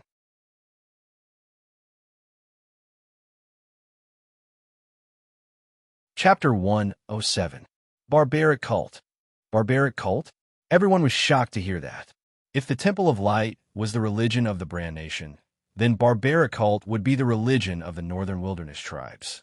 Originally, the purpose of this team was to eliminate the cultists who had sneaked into Brand's territory. Who would have thought that the cultists would come knocking on their door before they even had time to search for them? Lancelot took off his hood and scratched his head. Actually, we're called Barbaric Cult. Forget it. We'll talk about this later. Your Excellency Sylvia, I'm here to invite you to our northern wilderness with great sincerity. What do you think? Not interested? Sylvia shook her spear with a cold expression. I'm more than willing to send you to the Light Court. I'll bring you around then. The Light Court was an organization used by the Temple of Light to judge heretics. Usually, there were only two endings for those who were judged there. One was life imprisonment while the other was death by hanging. TSK. Lancelot shook his head and smacked his lips. He said to Tulu, who was below, See, it's all your fault. I can't communicate with them at all. Tulu spread his arms to show that he was innocent. Sigh, since we can't communicate, let's do it. Lancelot waved his hand casually. Kill. Swoosh, swoosh. More than 10 black silhouettes appeared around the light paladins and swung their swords. Ha! Sylvia, take my punch. Tulu's body shook violently as he laughed wildly. A barbaric aura spread from him as he charged forward like a demonic beast. The knights who bore the brunt of the attack kept retreating. Clearly, they could not withstand such a wild aura. Swoosh! She shouted and a scorching aura exploded. The wild aura was swept away and the surrounding knights felt the pressure on them lessen. Subsequently, Sylvia waved her spear that was emitting white flames and charged straight at Tulu's heart. Great! Tulu did not dodge. He stepped forward and punched the tip of the spear. Ding! With an ear-piercing sound of metal colliding, Tulu's dark fist was actually unharmed. On the other hand, Sylvia seemed to be unprepared. Her body tilted slightly, her palms slipped, and the flame spear was knocked back a little. Haha, that's all there is to it. Tulu was overjoyed when he saw this. He rushed forward and wanted to engage in close combat to limit the long spear's range advantage. This idiot, Lancelot, who was standing on top of the tree, suddenly covered his face as if he could not bear to watch. Bang! Tulu, who had rushed in, was pulled back at an even faster speed. It turned out that Sylvia had actually faked an opening to lure Tulu forward to attack. When he entered the attack range, she twisted her waist, turned around, and swung her arm out with a large swing. The end of the spear solidly swept to Lu's lower abdomen. Motherf asterisk Kerr, a home run. Twain, who was hiding on the other side of the hill, clicked his tongue as he looked at Tulu, who was about to be whipped back to the hill, and then looked at Xiao Weian, who was valiantly waving a bat over there. In fact, he had arrived a long time ago. Now that he saw the two sides fighting, he was naturally very happy to lurk and wait for the fishermen to reap the benefits. You are all experts. You can fight by yourselves. Just leave Zeisman to me. Roar. Tulu slapped the ground and leaped up. He rubbed his lower abdomen and licked the blood on his lips. That was fun. Again. As soon as he finished speaking, he stomped his feet and pounced on Sylvia like a ferocious beast that had suddenly pounced on its prey. TSK, TSK. We can't just sit around. Old man, take this. Lancelot spread his arms and leaped up at high speed. When he reached the top of his leap, he suddenly plunged down and extended his right claw towards the carriage. Sessman dared not slow down. He quickly put a light shield on himself. He then waved his red crystal staff, and a beam of light shot towards Lancelot like a waterfall. Ha! You're too slow. Although Lancelot was in the air, he turned his body smoothly and calmly dodged the light shield. He then shouted, "Destroy!" The green glow on his right hand that was in front of him expanded and formed a giant claw. Then, the green glow claw left his hand and pressed the carriage underneath. Sessman was shocked. He waved his staff and launched a holy light ball that shone brightly in all directions. Bang! The two forces collided. Sessman's luxurious carriage was the first to bear the brunt and was immediately dismembered into pieces. Sessman's experienced face turned pale, and he could not help but retreat. Lancelot, on the other hand, was confident. He leaped up again, pursed his lips, and roared loudly. "Ha-ha, old man, you can't do it."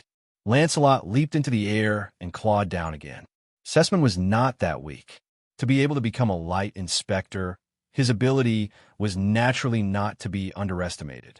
However, he had been in a high position for a long time and had not really fought anyone for a long time. Now that he suddenly encountered a powerful person like Lancelot in the northern wilderness, he could not get used to it. Perhaps he was embarrassed by Lancelot's teasing. Sessman's face turned pale, and his mouth trembled for a few seconds. He held his staff with both hands and suddenly screamed, "Holy light sword slash!" Suddenly, tens of white glowing swords appeared in the air. Then, Sessman pointed his staff, and the swords glowed faintly and shot towards Lancelot. The green glow claw was shattered by the light swords as soon as it came into contact with the light swords. Then, Lancelot was behind it. "Io, old man, you're still alive." Lancelot turned his body in the air and dodged the light swords. However, as the pale-faced Zeisman waved his staff, the lightsabers turned around and shot toward Lancelot's back. "Are you done yet?" Lancelot flipped in the air, and the green glow claw appeared again. However, the giant claw was much more realistic this time. The lines on the claw were clear, and the claws were sharp. As Lancelot turned his fingers, the claw moved as if it had come alive. Break! The green glow claw opened first and suddenly tightened, biting the light swords. Bang, bang, bang. As the claw turned, the white glowing swords broke one by one and were crushed into light shards. Huh! Lancelot's trick worked. As he laughed, he glided towards Sessman at a high speed. Bang! The light shield trembled. Sessman hurriedly waved a light screen slash in an attempt to drive Lancelot away. However, Lancelot's movements were extremely slippery. As he flashed around crazily, Sessman's attacks did not hit him at all. Instead, there were continuous bangs on the light shield. Obviously, it had been attacked many times. The magic shield had a limit. If Sessman could not think of a way out, he would die under Lancelot's claws when the shield broke. The Light Knights who were fighting the Serpentis Guard around them hurriedly came to his rescue. However, before they could get close, they were hit by the overlapping shadows around Sessman. Sessman looked at the trembling light shield and panicked. He was still too inexperienced in fighting. He had a lot of magic power and many light spells, but he did not know how to get out of this predicament. At this moment, a flaming spear shot towards him and pierced through the shadows. Swoosh! Lancelot screamed and retreated quickly.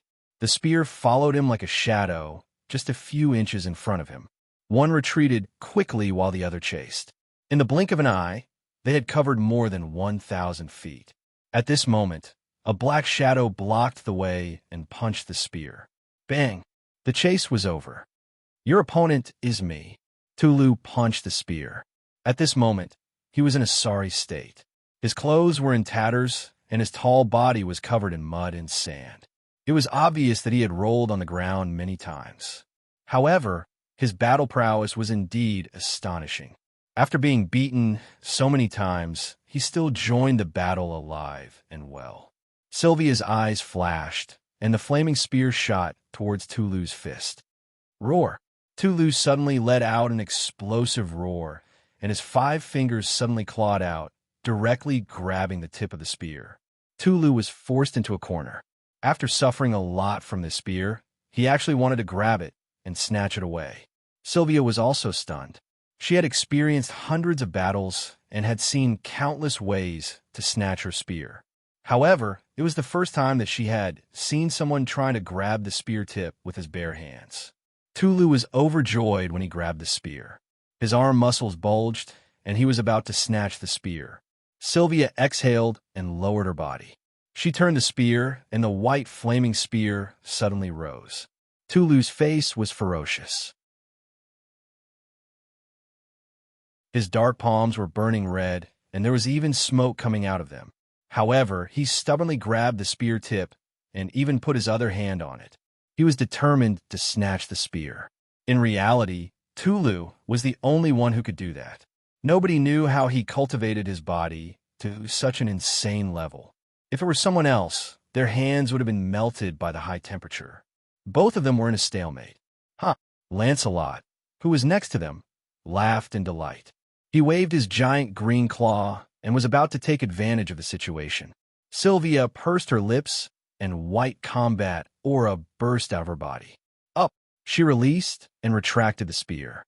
Then, she moved the spear with both hands. As she shouted, she lifted Tulu along with the spear. Lancelot's jaw dropped. Oh my God! Tang En, who was hiding behind the hill, was also dumbstruck. Although Sylvia was tall, she had a slim body. Even though she was wearing the light god's grace armor, she looked very thin and weak in front of Tulu, who was like a giant tower. However, this thin and weak female knight straightened her slim waist and lifted the giant tower. She turned around and swung the spear. Boom! The ground shook. Tulu was forcefully smashed into the ground, creating a huge crater. She retracted the spear and turned it into a circle. Sylvia waved her right hand and tapped the spear tip on the ground lightly. She scanned the field. To be continued.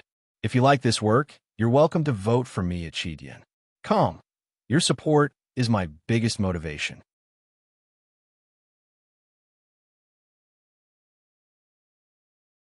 Chapter 108. The battle between the Light Knights and the Serpentis Guard had reached its climax. The Serpentis Guard had the upper hand in the beginning due to its strange body movement and hidden attacks. 4 to 5 Light Knights were killed in their first encounter. Later on, the Light Knights figured out the Serpentis Guard attack style, and both parties were in a stalemate. Such a stalemate was advantageous to the Light Knights as they began to form a formation to surround and kill their opponent. To the Serpentis Guard, there was nothing worse than a stalemate. It was a special troop type that could attack from thousands of miles away and attack suddenly. Then, it would clean up the place and retreat immediately. That was the Serpentis Guard's combat style. However, they could not kill their opponent in one attack, and they would be dragged into a tough battle. After understanding the situation, Sylvia lifted her spear and pointed it at Lancelot. Lancelot opened his arms. You're indeed a martial arts genius. It seems like I've miscalculated. It's impossible for me to catch you. It's too late for you to know that now, Sylvia said coldly. It's not too late. Lancelot opened his right hand, and a thin silver sword that looked like a feather appeared out of nowhere. Since I can't catch you, I'll have to kill you. I'm sorry. The sword's name is Silver Feather. Nice to meet you. Sylvia smirked and lifted her spear. White flames burned again, and she pointed it at Lancelot's chest. I'm your opponent. Frowning, Sylvia turned her spear around and stabbed behind her without turning her head. Ding behind her, Tulu punched the tip of the spear. Xiao Weian grabbed the trembling body of the gun and looked behind her. Tulu looked slightly different from before. His tower-like body seemed to have grown bigger. At the same time, his eyes were bloodshot and he looked terrifying. Tulu, you... Lancelot wanted to say something, but he stopped. He then shook his head and said helplessly, if that's the case, it seems like I'll have to fight with my life. Roar. Tulu opened his arms wide and let out an inhuman roar. His body shook and a visible wave spread out. Kill, kill, kill, kill. Tulu looked like he was about to lose his mind due to his unclear words and bloodshot eyes. Suddenly, its huge body appeared in front of Sylvia with the weight of Mount Tai. Then, its palm, which contained ripples, slammed down. Sylvia raised her gun above her head to parry. Bang! Her thin and weak body was blown away like a willow in the wind. Tulu was unforgiving. He quickly stepped forward and punched. The simple moves were unstoppable due to the unyielding power. Bang, bang, bang! Sylvia's expression was calm. She kept waving her spear to block Tulu's attacks. However, perhaps because her opponent was too strong, Sylvia kept retreating. On the other hand, Tulu was closing in step by step. At the same time, his fists were beating like drums. Each punch was faster and fiercer than the last. It was as if he would not give up until he smashed his opponent to death. Suddenly, holy light slash. How dare you? It turned out that Sesman thought something was wrong when he saw Sylvia retreating. Therefore, he secretly launched a holy light slash at Tulu. Unexpectedly, Lancelot saw it. The latter blocked the lightsaber with a grim expression. He swung the silver feather sword in his hand continuously. Thousands of starlight shone down and shattered the lightsaber that was coming at him. You despicable old man. Why do you always show off those 10-odd lousy lightsabers? Lancelot performed hand seals with both hands. The silver feather sword hovered beside him. I'll show you what a rain of lightsabers is. Eagle feather 1,000 lightsabers. Activate. With a loud roar, the silver feather sword lit up and began to revolve around Lancelot on its own. Then it split into 2, and then into 4. In just an instant, densely packed silver feather swords filled the surrounding space. Attack! Following where Lancelot's sword was pointing, a large roll of lightsabers that looked like the Milky Way swept towards Sesman. Sesman was in trouble. He had only thrown out 10-odd lightsabers. Who would have thought that thousands of lightsabers would return? He had no choice but to take them head-on. As he waved his staff, Sesman created a single-sided circular lightsaber outside his magic shield. Whoosh, whoosh, whoosh, thousands of lightsabers rained down on Sesman's lightsaber one after another. Sparks flew everywhere. Tangan looked at Tulu, who had gone berserk, and then looked at Lancelot, who had transformed into thousands of lightsabers. He thought to himself, is this how the savage wilderness sect attacks? During the few days on the ship, apart from practicing his skills, Tang had been listening to the old butler's explanation of all sorts of information. According to a book, the people of the northern wilderness tribes cultivated combat, aura, and magic too. However, for some reason, no matter how the people of the northern wilderness cultivated, their combat, aura, and magic were far inferior to the people of the Bran. At first, the people of the northern wilderness thought that it was a coincidence. However, as time passed, they had to admit that the people of the northern wilderness could not cultivate as well as the people of the Bran. Perhaps this was the fairness of the god of creation, because the overall physique and strength of the people of the northern wilderness were far superior to the people of the Bran. The people of the northern wilderness were not willing to be suppressed in terms of combat strength. After much research, the Savage Wilderness sect was established.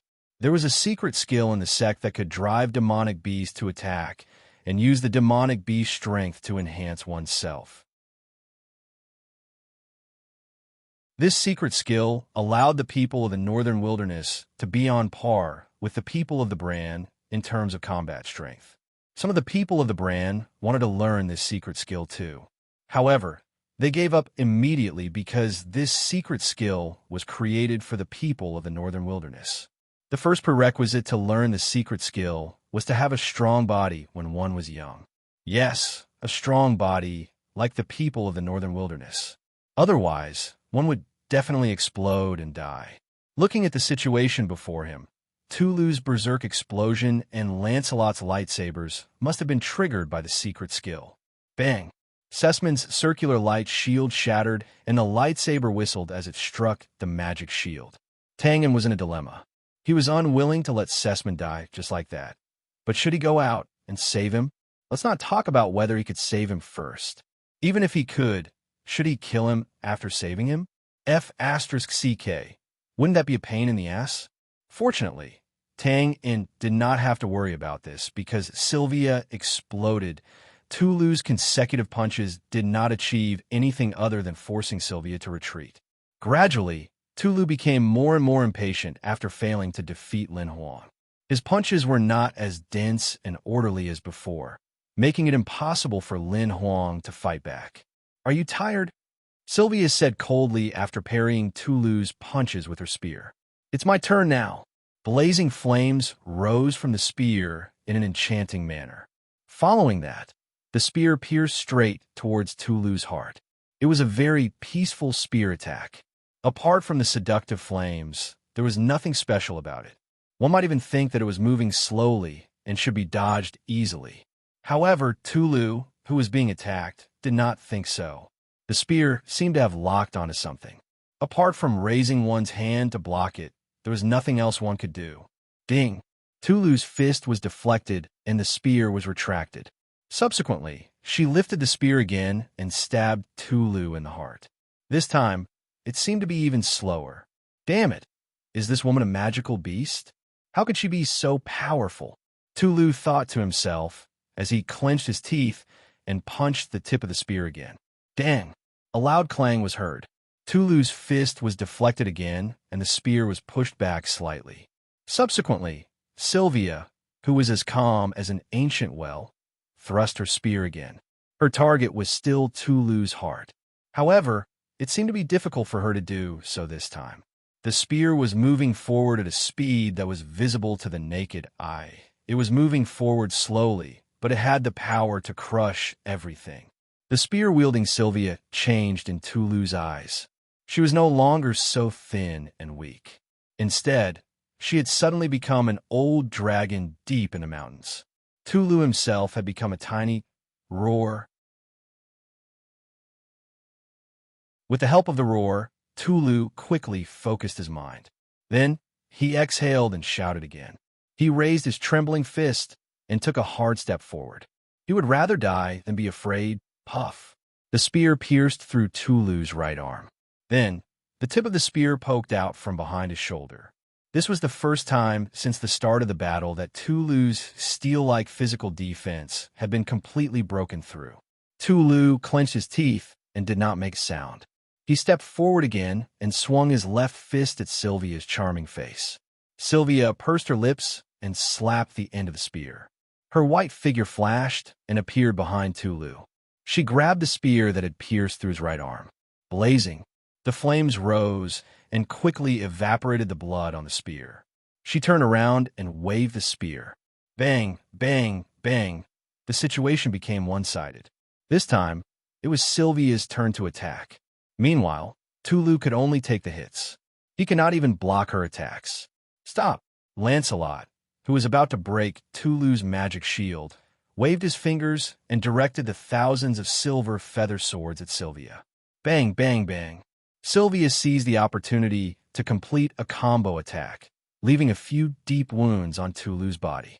She then swung the end of the spear and sent him flying. Ding, ding, ding. Sylvia then waved her spear so hard that it was impenetrable.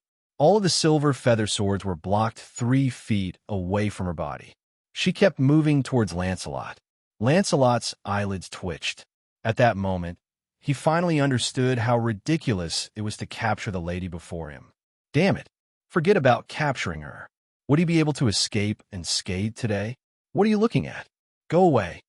It turned out that Tulu was sent flying towards where Sessman was. Tulu threw a left hook at the guy who had a magic shield next to him without thinking. Damn it. Sessman, who was furious, was sent flying with his magic shield. He was upset. After all, he was an inspector from the Temple of Light. Why was he so unpopular? First, he was slapped with a claw, then he was stabbed with a sword, and finally, he was sent flying with a punch. Of course, Sylvia was not to be blamed. She was in the middle of a combo attack. She did not have the time to look in the direction that she was sent flying. Sessman, who was filled with resentment, immediately regained his balance.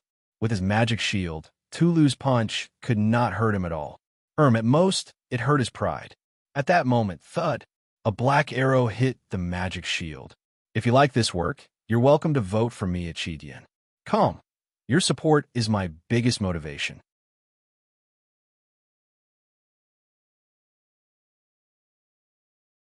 Chapter 109. The black arrow hit the magic light shield and paused for a second.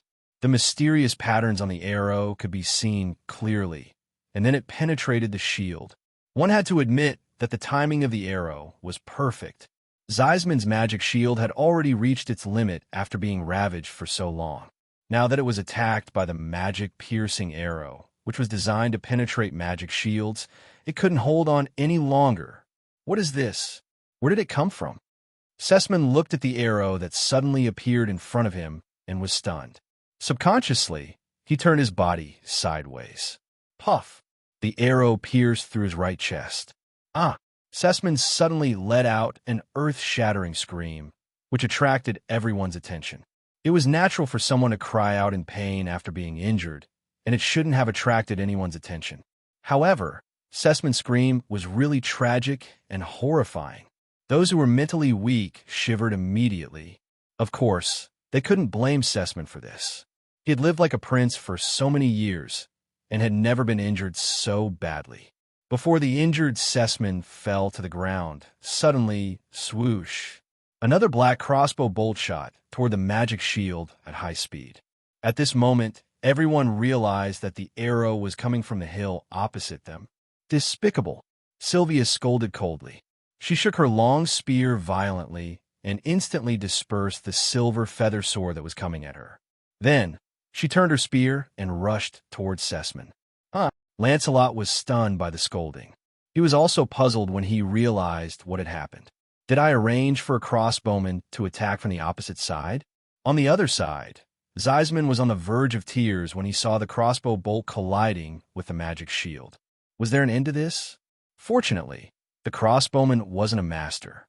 If he had been able to shoot through the crack in a magic shield and then hit the vital part, Sessman wouldn't have been able to escape. Now, the arrow had made a new opening. Although it had successfully penetrated the magic shield, it gave Sessman a chance to breathe.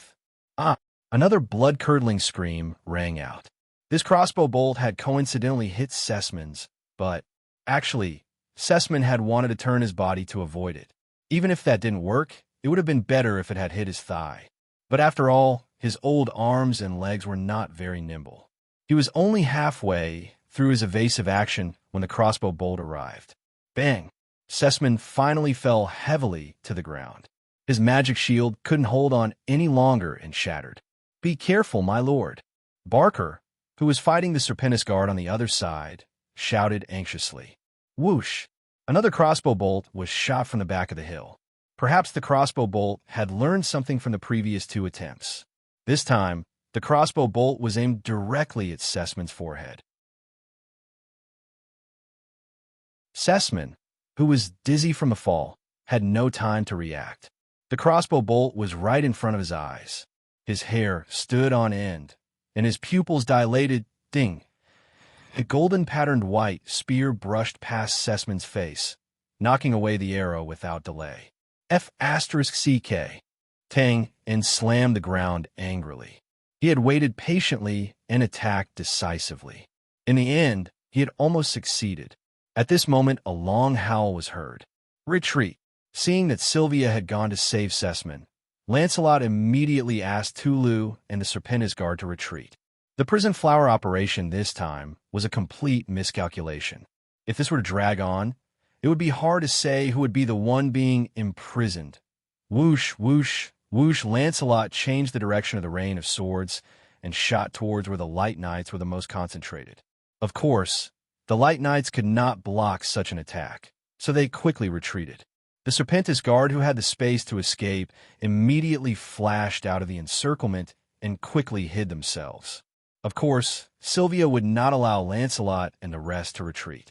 Blazing flames rose once again. Xiao Weian raised her spear and stepped forward, thrusting straight ahead. Hiss! Suddenly, the shadow of a flaming spear shot out of her spear and shot towards the top of the hill. After the attack, Sylvia did not even look at the result. Instead, she turned around and charged towards Lancelot. F***CK. Tangen's scalp went numb as he saw the blazing flames coming towards him. He did not even think about it and rolled down the hill. Bang! Amidst the overwhelming dust, rocks, and dirt, Tang only felt his back being hit by a strong airflow. His body involuntarily fell forward, and then all sorts of things landed on his body. Tulu, you guys go first. Lancelot looked at the hill that was almost destroyed, and cold sweat dripped down his back. How could this woman's holy combat aura be so violent? Tulu looked very weak at the moment. It was probably the side effect of a secret skill that he had used. He did not ask Lancelot to go first. Instead, he ran ahead with his long legs. He seemed to believe that Lancelot could escape on his own. Are you trying to leave? Sylvia dragged her spear and ran towards Tulu. Clearly, she wanted him to stay. Lancelot turned around and blocked in front of Sylvia. He performed a hand seal with both of his hands and directed the sword rain towards Sylvia. Break! Sylvia shouted coldly. She lunged forward and swung her flaming spear forward. The bursting flames instantly blossomed in all sorts of ways, as if countless tentacles had stretched out and pulled in the rain of swords. All of the swords were shattered, and the surroundings were instantly cleared. Lancelot's eyes twitched a few times. He grabbed the silver feather sword that was floating in front of him and lunged forward. Hiss, hiss, hiss! The slender silver feather sword naturally walked the path of agility. Every time it was swung, it was like a wild willow. It was abnormally enchanting, making people unable to figure out the attack path. Compared to Lancelot's flashy sword skills, Sylvia's spear skills were much simpler. She had not even swung her spear since the beginning of the battle. It seemed like she was just stabbing and smashing. It was simple and brutal. It was obvious at a glance. No matter how flashy it was dazzling in the sky. When she swung her spear, it was clear and bright. Her simplicity and brutality gave Lancelot the illusion that she was from the northern wilderness or he was from the northern wilderness. Although the attack was disadvantageous, Lancelot had no intention of changing the situation. His goal was to cover Tulu and the rest to escape. Obviously, he had achieved his goal. Sylvia was held back while the Light Knights were focused on Sessman and did not have the heart to chase after him. What he had to do next was to escape by himself. Lancelot swung his limitless sword and laughed. Haha, Miss Sylvia, I've disturbed you for too long today. I'll take my leave now. Sylvia pursed her lips and swung her spear, forcing Lancelot to dodge. Do you think you can leave today? The Light Knights rushed over and surrounded the two of them. Lancelot acted like he did not see them. He smiled without changing his expression. Haha, although the world is big, as long as Lancelot wants to, I can go anywhere.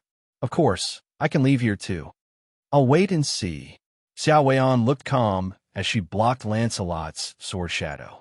She then retaliated with a stab. Here! Lancelot dodged, and with a shrill whistle, his silver feather sword flashed wildly. In an instant, Xiao Weian's surroundings were filled with layers of sword shadows. Squinting, Sylvia did not seem to see the sword shadows that were approaching her. She swung her spear diagonally upwards. Bang! The sword shadows were shattered. Sylvia frowned slightly. Let's go. Lancelot flew up into the sky. It turned out that Lancelot was fainting earlier.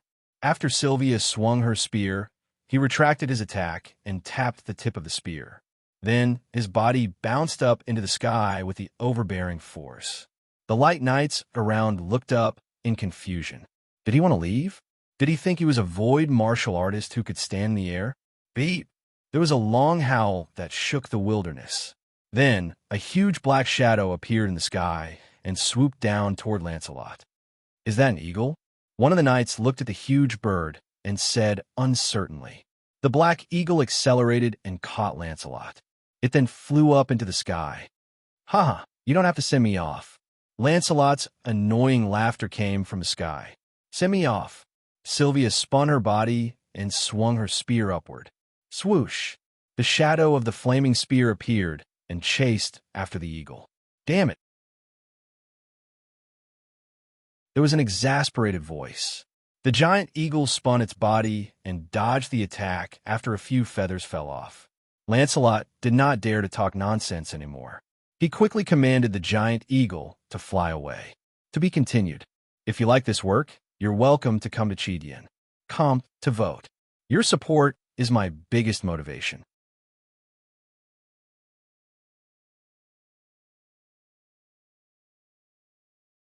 Chapter 110. As the giant eagle flew away, Sylvia pursed her lips and put her gun behind her back. One of the knights walked over and bowed. "Commander, 6 of our brothers have been sacrificed. Another 4 are injured." Sylvia's face darkened. She was a little angry. How is the difficulty of this mission determined? The 2 of them clearly have the ability of a beginner Earth rank. That group of men in black should be the Serpentis Guard, the elite troop of the Northern Wilderness tribes. How could they send a light knight with such a lineup? This is ridiculous. At the end of her speech, Xiao Weian's face was as cold as ice, and her voice was stern. Naturally, the Temple of Light would not go easy on the members of the barbaric cult who appeared in the Brand Nation. Usually, they would evaluate the information immediately and send out a team with the corresponding ability to capture and kill them. This time, the analysts of the Temple of Light did not pay much attention to Lancelot and Tulu after receiving the information. The 2 of them were just walking around aimlessly like scouts who were surveying the terrain. There were many such scouts at the beginning of winter every year. Therefore, the analysts suggested that they send people to deal with them. At that moment, Sylvia happened to be in a city nearby. Therefore, she rushed over with more than 10 light knights. As for Sessman, he had asked for it. After hearing the news, he jumped up and down as he wanted to earn some gold. His years of hard work had not gone to waste. He had actually joined them. Initially, this should not have been a problem. What kind of scout could fight more than 10 light knights and a beginner archmage? Moreover, there was also Sylvia, the martial arts genius of the Temple of Light. No matter how he thought about it, it was a good idea. Who would have thought that Sessman, who was happy to pick up a soft persimmon, would hit a steel plate in the end? Not only was he injured, but he had also lost 6 light knights. Although most of the responsibility was on the analysts, it was still a stain on Sessman's record. Ridiculous? No, this is murder. Sessman, who was limping, blushed. Damn it, I'll definitely sue them. They should all go to trial. The wound on his chest was not a big deal. The bullet had penetrated his chest, but it did not hurt his internal organs. Sessman himself was a light magician, so he only needed to heal him. But the crossbow bolt in his but had to be pulled out. This made Sessman feel pain and humiliation again. As for the Hall of Justice, its functions were similar to that of the Light Tribunal, but the punishments of the Hall of Justice were much lighter. Generally, the targets were some of the inner members of the temple. Lord Sessman, let's talk about this later. Sylvia pursed her lips and said, "We will track down the cultists first. The rest of the Knights of Light will transport the martyrs back to Sakhaline City and seek for reinforcements." "What do you think, my lord?" Sessman was stunned. He touched his face and said, This is good. Let's do it then." "Good. My lord, come with me later." After saying this, Sylvia turned and walked towards the Knights of Light. Sessman raised his hand and wanted to say something, but in the end, he put it down dispiritedly. In fact, Sessman had already thought of retreating. He was about to say that he would stay in Sakhaline City and take care of the rear. But unexpectedly, Sylvia, who had a straightforward personality, made the arrangements first. At this time, if he said that he did not go, it would really be unreasonable. After all, he was a powerful magician. If he did not go, who would? Sessman, who was forced to do this, had a bitter look on his face. But then he rolled his eyes and whispered something to Barker. After a while, after Sylvia announced the decision, Barker was the first to jump out. He excitedly said that he would go with head knight Sylvia to exterminate the demons, even if it meant sacrificing himself. Then, all the knights' emotions were stirred. They knelt down on one knee and begged to go with Sylvia. Sylvia repeatedly dissuaded and ordered them, but none of the knights were moved. In the end, she had no choice but to agree to their request. Therefore, the order became that the 4 injured knights would bring the 6 sacrificed knights back to Serene City to seek reinforcements. The rest of the knights would continue the pursuit. Sessman smiled at this result, but did not say anything. "You want me to go with you alone? Are you kidding me? I don't want to be attacked by a group of knights after everything was packed." The group hurriedly went on their way. Wait, they seemed to have forgotten about someone. At this time, Tang In had just climbed out of the pile of dirt. Looking at the top of the hill that was missing half, a chill ran up his spine from the back of his spine. F***CK, luckily you dodged in time. Sylvia and the rest thought that the person who ambushed them was a member of the Wildlands cult, so they did not check. After all, if he died, he would be dead. If he was lucky enough to survive, he would have retreated with Lancelot and the rest. Tang In patted the dirt off his body. It was a pity that he did not manage to kill Sessman today. However, he was relieved when he recalled the female knight's overbearing attack. Phew! Again, the north was barren, with countless hills and dense forests. The terrain was extremely complicated. Undoubtedly, it was very troublesome to pursue someone in such an environment. Fortunately, the opponent's Tulu was so tall that it left obvious traces behind regardless of whether it was walking, sitting, or lying down. Sylvia and the rest were following closely behind. Lancelot and the rest were to blame for being too careless. They almost went to the south of the Bran Nation when they were surveying the terrain. Now that they had gone too deep, they were trapped. Even if they managed to get rid of them by setting up a camouflage, they would be caught up again soon. Naturally, the battle between both parties was unavoidable. On the 3rd day of the pursuit, both parties fought fiercely. In the end, Lancelot was injured by Sylvia and had to retreat. 2 light knights and 3 Serpentis guard were killed in the battle. After that, Lancelot and the rest went into the dense forest. They then spread out the Serpentis guard and ordered it to attack on its own.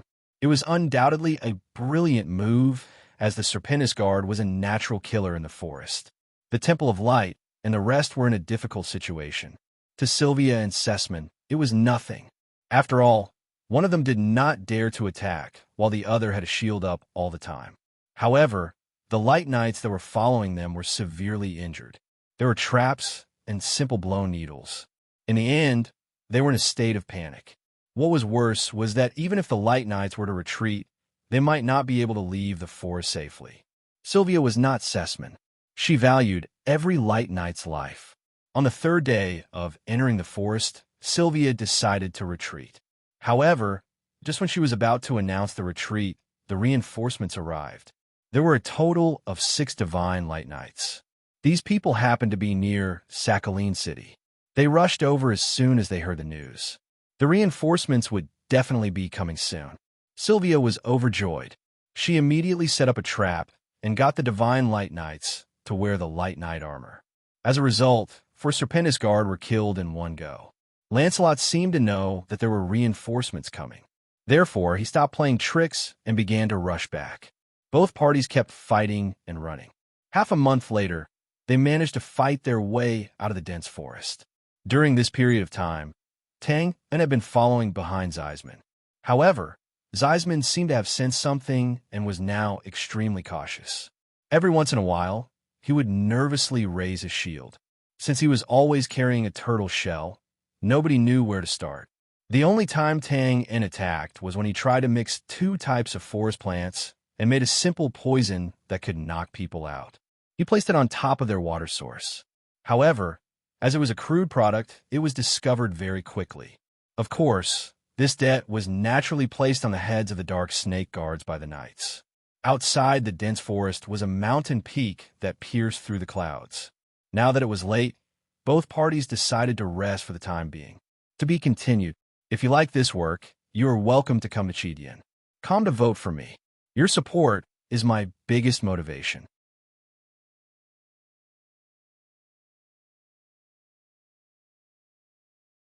Chapter 111. It was early in the morning, and the sun had yet to rise. The people from the Temple of Light had already packed up in a makeshift campsite and were ready to depart. At this moment, Sessman had just walked out of the tent. He did not look well. His face was pale, and his eyelids were drooping. He looked dispirited and listless. The past month of tracking had almost worn him down, and it wasn't because Zeisman wasn't strong enough. In fact, in terms of strength, he was second only to Sylvia in this group. But don't forget that he was a magician, which was a profession that was generally weak in body. The high-speed pursuit, the fierce exchange of blows, and the sudden sneak attack from the dark, all of these were constantly destroying him. Sessman missed his private palace very much. There were soft beds, and it was cool in the summer and warm in the winter. Damn it, even a carriage would be good. Good morning, Master Sessman. Sylvia greeted him. Ha! Good morning, Knight Commander Sylvia. Sessman tried to smile. Sylvia blinked. Master, you don't look very well, am I? Oh, maybe I prayed for too long last night. Do you think everyone is a monster like you? How can you be so energetic after such a long chase? Oh. Sylvia nodded in realization. She then looked ahead and said, Master, do you have any thoughts on the cultists' escape route? Thoughts? Sessman was stunned. He had been drowsy for the past few days. How could he have paid attention to this? Yes. Sylvia frowned and said doubtfully, It's strange. These cultists have been heading north for the past few days. Now they're moving horizontally. Without a doubt, Lancelot and the rest were escaping back to the northern wilderness tribes. In the beginning, they were indeed fleeing towards the north, but now they were actually moving in the opposite direction. This was a little confusing. I see. Could it be that they know there's a blockade in the north? Ever since the Temple of Light found out that 2 Earth-grade warriors from the Savage Evil cult had infiltrated the northern region, the Temple of Light's movements were not small. It could be said that the road to the northern wilderness was filled with obstacles. I should know this, but what's the use of this now? If they continued forward and circled around the mountain peak, they would arrive at the 100,000 mountain battlefield where the lords of the north often fought. Won't it be easier to expose ourselves there? Who knows what the cultists are thinking? Maybe they just want to struggle since they can't escape. Sussman said. Sylvia subconsciously shook her head and pursed her lips. Anyway, let's chase after him first. In front of the dense forest was a mountain peak that pierced through the clouds. Although it looked close, the saying that a mountain could kill a horse was not for nothing. Besides, they did not have a horse right now. It was almost noon when Sylvia and the others arrived at the foot of the mountain. The holy knight who was scouting ahead had already turned back. What? Sylvia looked at the knight and asked in surprise. Are you sure they went up the mountain? Yes, Lord Knight, there are very obvious traces. Also, some of our brothers have already scouted the area in front of them and found nothing. Why? Aren't they seeking their own deaths? Ha! These cultists probably can't run anymore, so they want to find a tomb with a better view. These guys have good taste. The mountain here is high and the forest is dense. But aren't they afraid that the vultures will eat their corpses? Ha! Sessman said excitedly as he walked over from behind. Oh, God of Light, it's finally going to end. High mountain, dense forest. High mountain, Sylvia murmured thoughtfully. Then, her eyes suddenly focused. Oh no, Falcon Aerial Knights. Everyone, listen to my order and chase after them quickly. Sylvia rushed up the mountain as soon as she finished speaking. Under the influence of the scorching flames, her spear directly crushed the trees in the forest and opened up a path to the top. The other knights quickly followed behind. What? Falcon Aerial Knights? Sessman was stunned. He pulled Barker aside and asked, "What's that?" Barker quickly said, "My lord, Falcon Aerial Knights are the aerial troops of the northern wilderness tribes. They train a kind of huge eagle as a mount. They can carry people and dive at short distances, ignoring the city walls and attacking them from above." "There's such a troop?" Sessman, who had always been in the south, obviously wasn't familiar with the northern wilderness tribes. "Go, go, damn it, hurry up and chase after them." Sessman immediately cast a flying spell on himself and flew up. After suffering for so many days, the cooked duck was about to fly away. How could Sessman accept this? Caw, caw. Just as the people of the Temple of Light were rushing up with all their might, the cries of eagles suddenly came from above. Obviously, Sylvia's guess was correct. Quick, quick! Boom, boom, boom! Sylvia shot her spear one after another. Holy combat aura flowed out like flowing water. Suddenly, rocks and trees were sent flying, and a cloud of dust rose. From afar, it looked like an earth dragon had turned over. It was terrifying. Suddenly, "Ha! Your Excellency Sylvia, you really don't have to send me off this time. Let's go, let's go." Lancelot's arrogant voice came from above. It seemed like he was about to leave. Sessman's heart sank. He looked dispirited and slowed down. However, Xiao Weian turned a deaf ear to his words and continued to charge forward. Looking at her posture, she seemed to have become even more ferocious. Could it be? Sessman wasn't stupid. He waved his staff again and flew up. A moment later, boom! A few big trees were smashed apart by Sylvia's spear. Suddenly, everything became clear. In front of them was a carved stone platform. Lancelot, Tulu, and the Serpentisgar were all there. Next to them, there were dozens of jaw-dropping giant eagles resting with their wings folded. As expected, what Lancelot said earlier was just a temporary distraction. Perhaps he would have succeeded if it was someone else. However, it was Sylvia who was decisive this time. Lancelot and the rest tied the vines together. One was on Tulu's waist, while the other was on the giant eagle's leg. It was Tulu's gigantic body that was slowing them down. It seemed like it was too heavy and needed many eagles to carry it. Lancelot suddenly lifted his head when he heard the trees being smashed apart. He then hung the last end of the rope on the eagle's leg. "You're indeed Sylvia. It seems like I'll attack." Sylvia didn't wait for Lancelot to finish his sentence. She waved her spear decisively and attacked the giant eagles. Seeing that the delaying tactic was ineffective, Lancelot waved his hand and took out his silver feather sword. Thousands of sword shadows flew out and collided with the spear shadows. At the same time, Serpentisgar, listen up. Try your best to hold the enemy back. Beep, beep. The giant eagles flapped their wings and flew up into the sky after a few whistles. The battle reached its climax as soon as they came into contact with each other. Sylvia was ferocious. Lancelot was clumsy after being hit by her spear. Lancelot was soon at a disadvantage as he could not take a step back. Bang, bang, bang, retreat, retreat, retreat. The scorching flame spear kept hitting the silver feather sword as if it was a piece of metal. Lancelot's teeth were sore from the impact. He actually did not want to take a step back.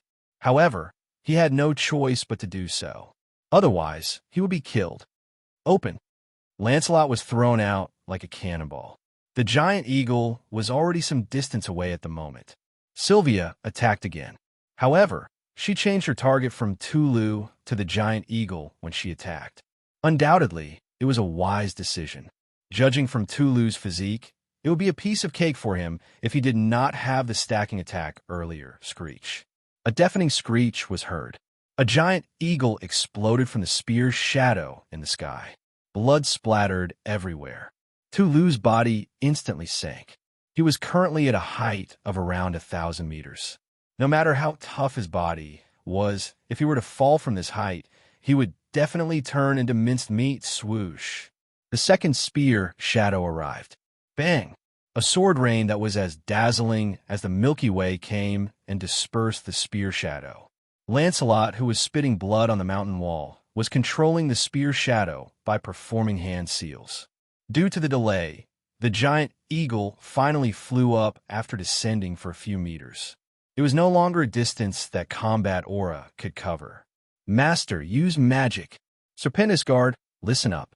Hold Sylvia back.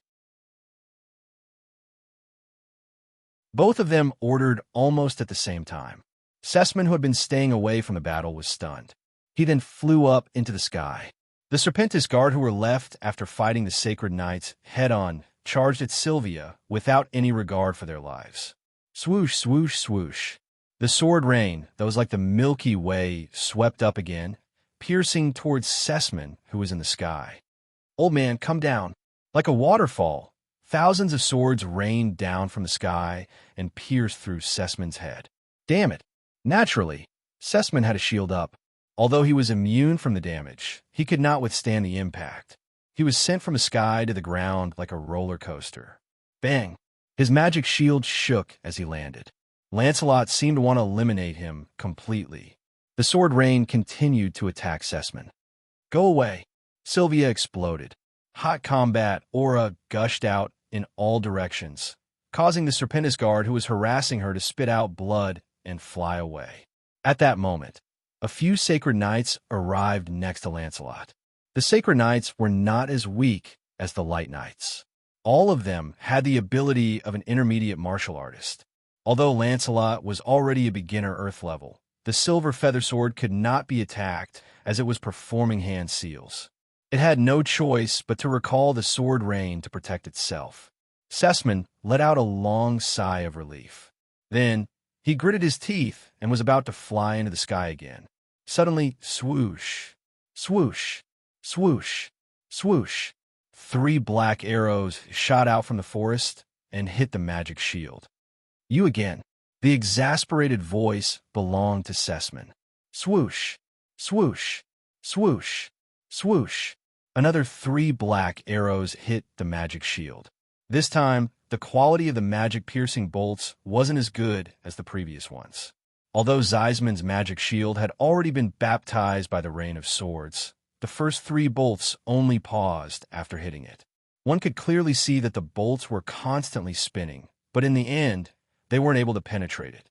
However, the next 3 arrows were the last straw that broke the camel's back. Bang! The arrows shattered. The shield was broken. Everything happened in an instant. Just when everyone realized what was happening, the bushes were torn apart. A black shadow dashed out like thunder. There was a faint red glow as it attacked Sessman. To be continued. If you like this work, you are welcome to come Achidian. Come to vote for me. Your support is my biggest motivation.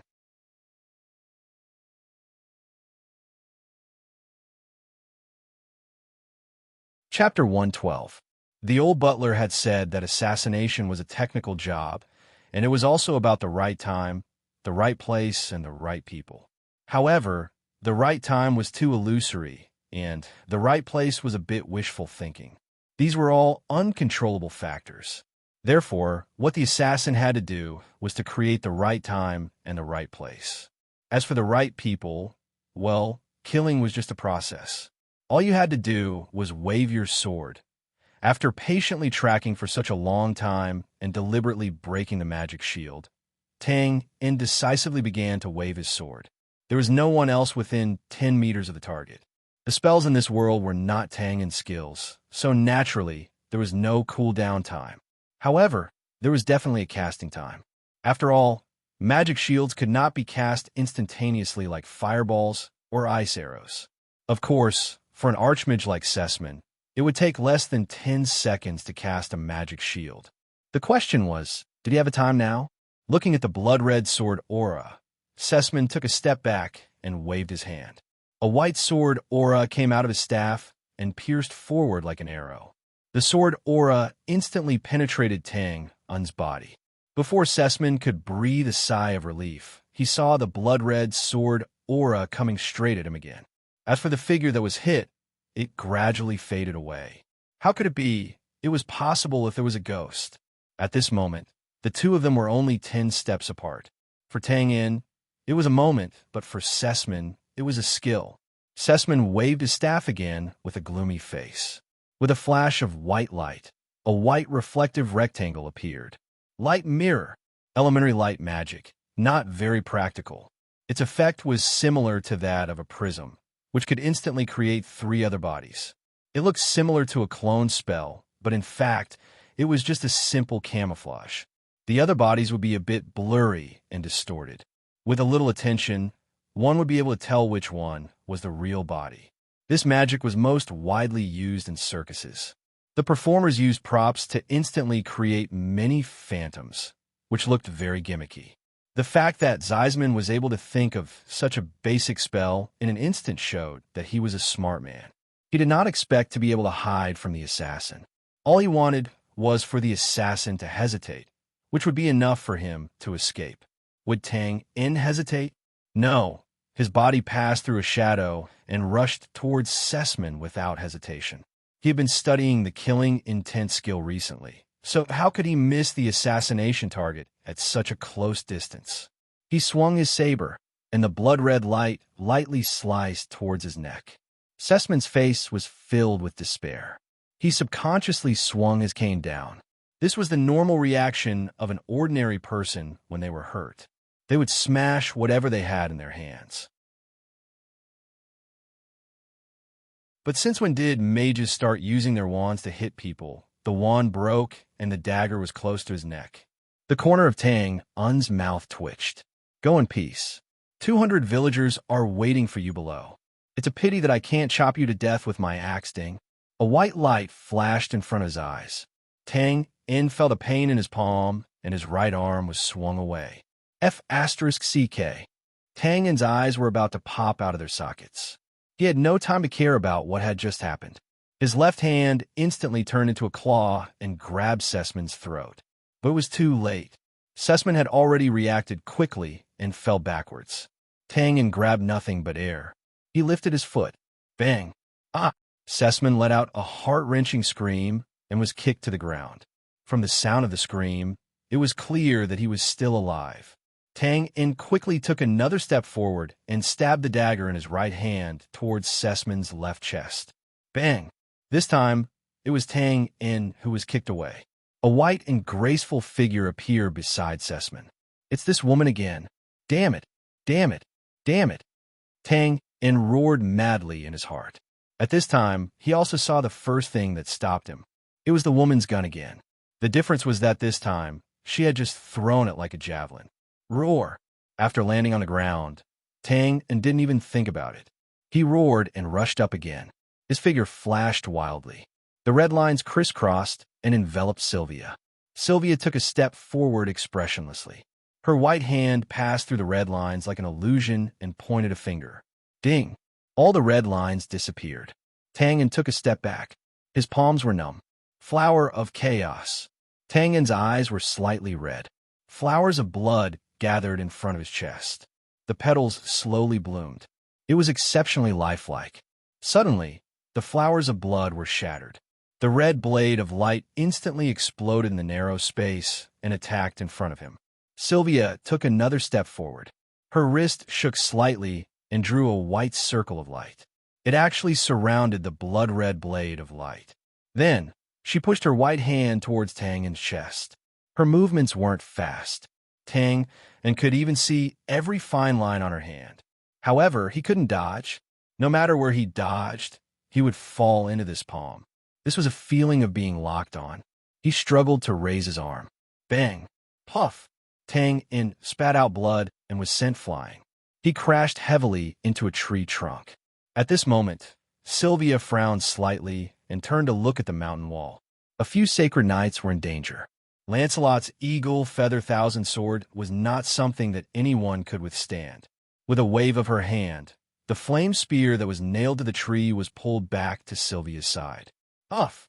Huff! Huff! After taking a few deep breaths, Tang In wiped the blood from his mouth and stood up with the help of a tree. His eyes were fixed on Sessman, who was behind Sylvia. Huff! Huff! With a slap on the tree trunk, Tang In rushed out again. He covered a distance of 10 feet in an instant. Storm! Tang In's figure suddenly disappeared. There was a faint sound of wind and thunder in the air. Just then, the tail of a white spear suddenly pointed at him. Bang! Tang didn't even have time to make a move before he was sent flying. Sylvia did not even turn her head. She kept her spear and said to the sacred knight who was standing aside, "Catch him. Kill him." Sesman repeated with a gloomy face, "Kill him." Naturally, Sesman hated Tang to the core. The last time he was shot in the right chest, but he was utterly humiliated. Now that he had almost returned to the divine light god's embrace, there was nothing else that could calm his anger other than killing Lin Huang. Sylvia frowned slightly. However, she did not say anything and quickly went to save the sacred knights. At this moment, the Serpentis guard was completely annihilated. Tulu was nowhere to be seen. Now, it was up to Lancelot to kill him. Huff, huff, Tang, and tried his best to swallow the blood that had reached his throat. A few sacred knights surrounded him with spears in their hands. Behind them were 2 sacred knights and 10 light knights who were watching from aside. Tang looked really miserable now. Therefore, the sacred knights did not take it to heart. They were waiting for the sacred knights to hand over their spears. What a failure. Haha, I wanted to learn more skills so that I could kill them. In the end, my plan was broken before I could even use my skills. I really shouldn't bite off more than I could chew. Phew. Tang let out a long sigh and closed his eyes. Old butler, I hope you could be more reliable this time. Spirit body. The knights of light around him saw that Twain had closed his eyes and was ready to be killed, and they could not help but feel relieved. One of the sacred knights aimed at Tang's heart. Swoosh! Bang! The tip of the spear was caught by a hand in front of him. Then, Tang lifted his head and opened his eyes. His eyes were bloodshot.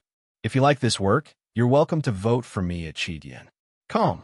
Your support is my biggest motivation. You're tuning in to the Warrior Lore YouTube channel. Don't forget to subscribe and join us on this journey to catch the most captivating stories.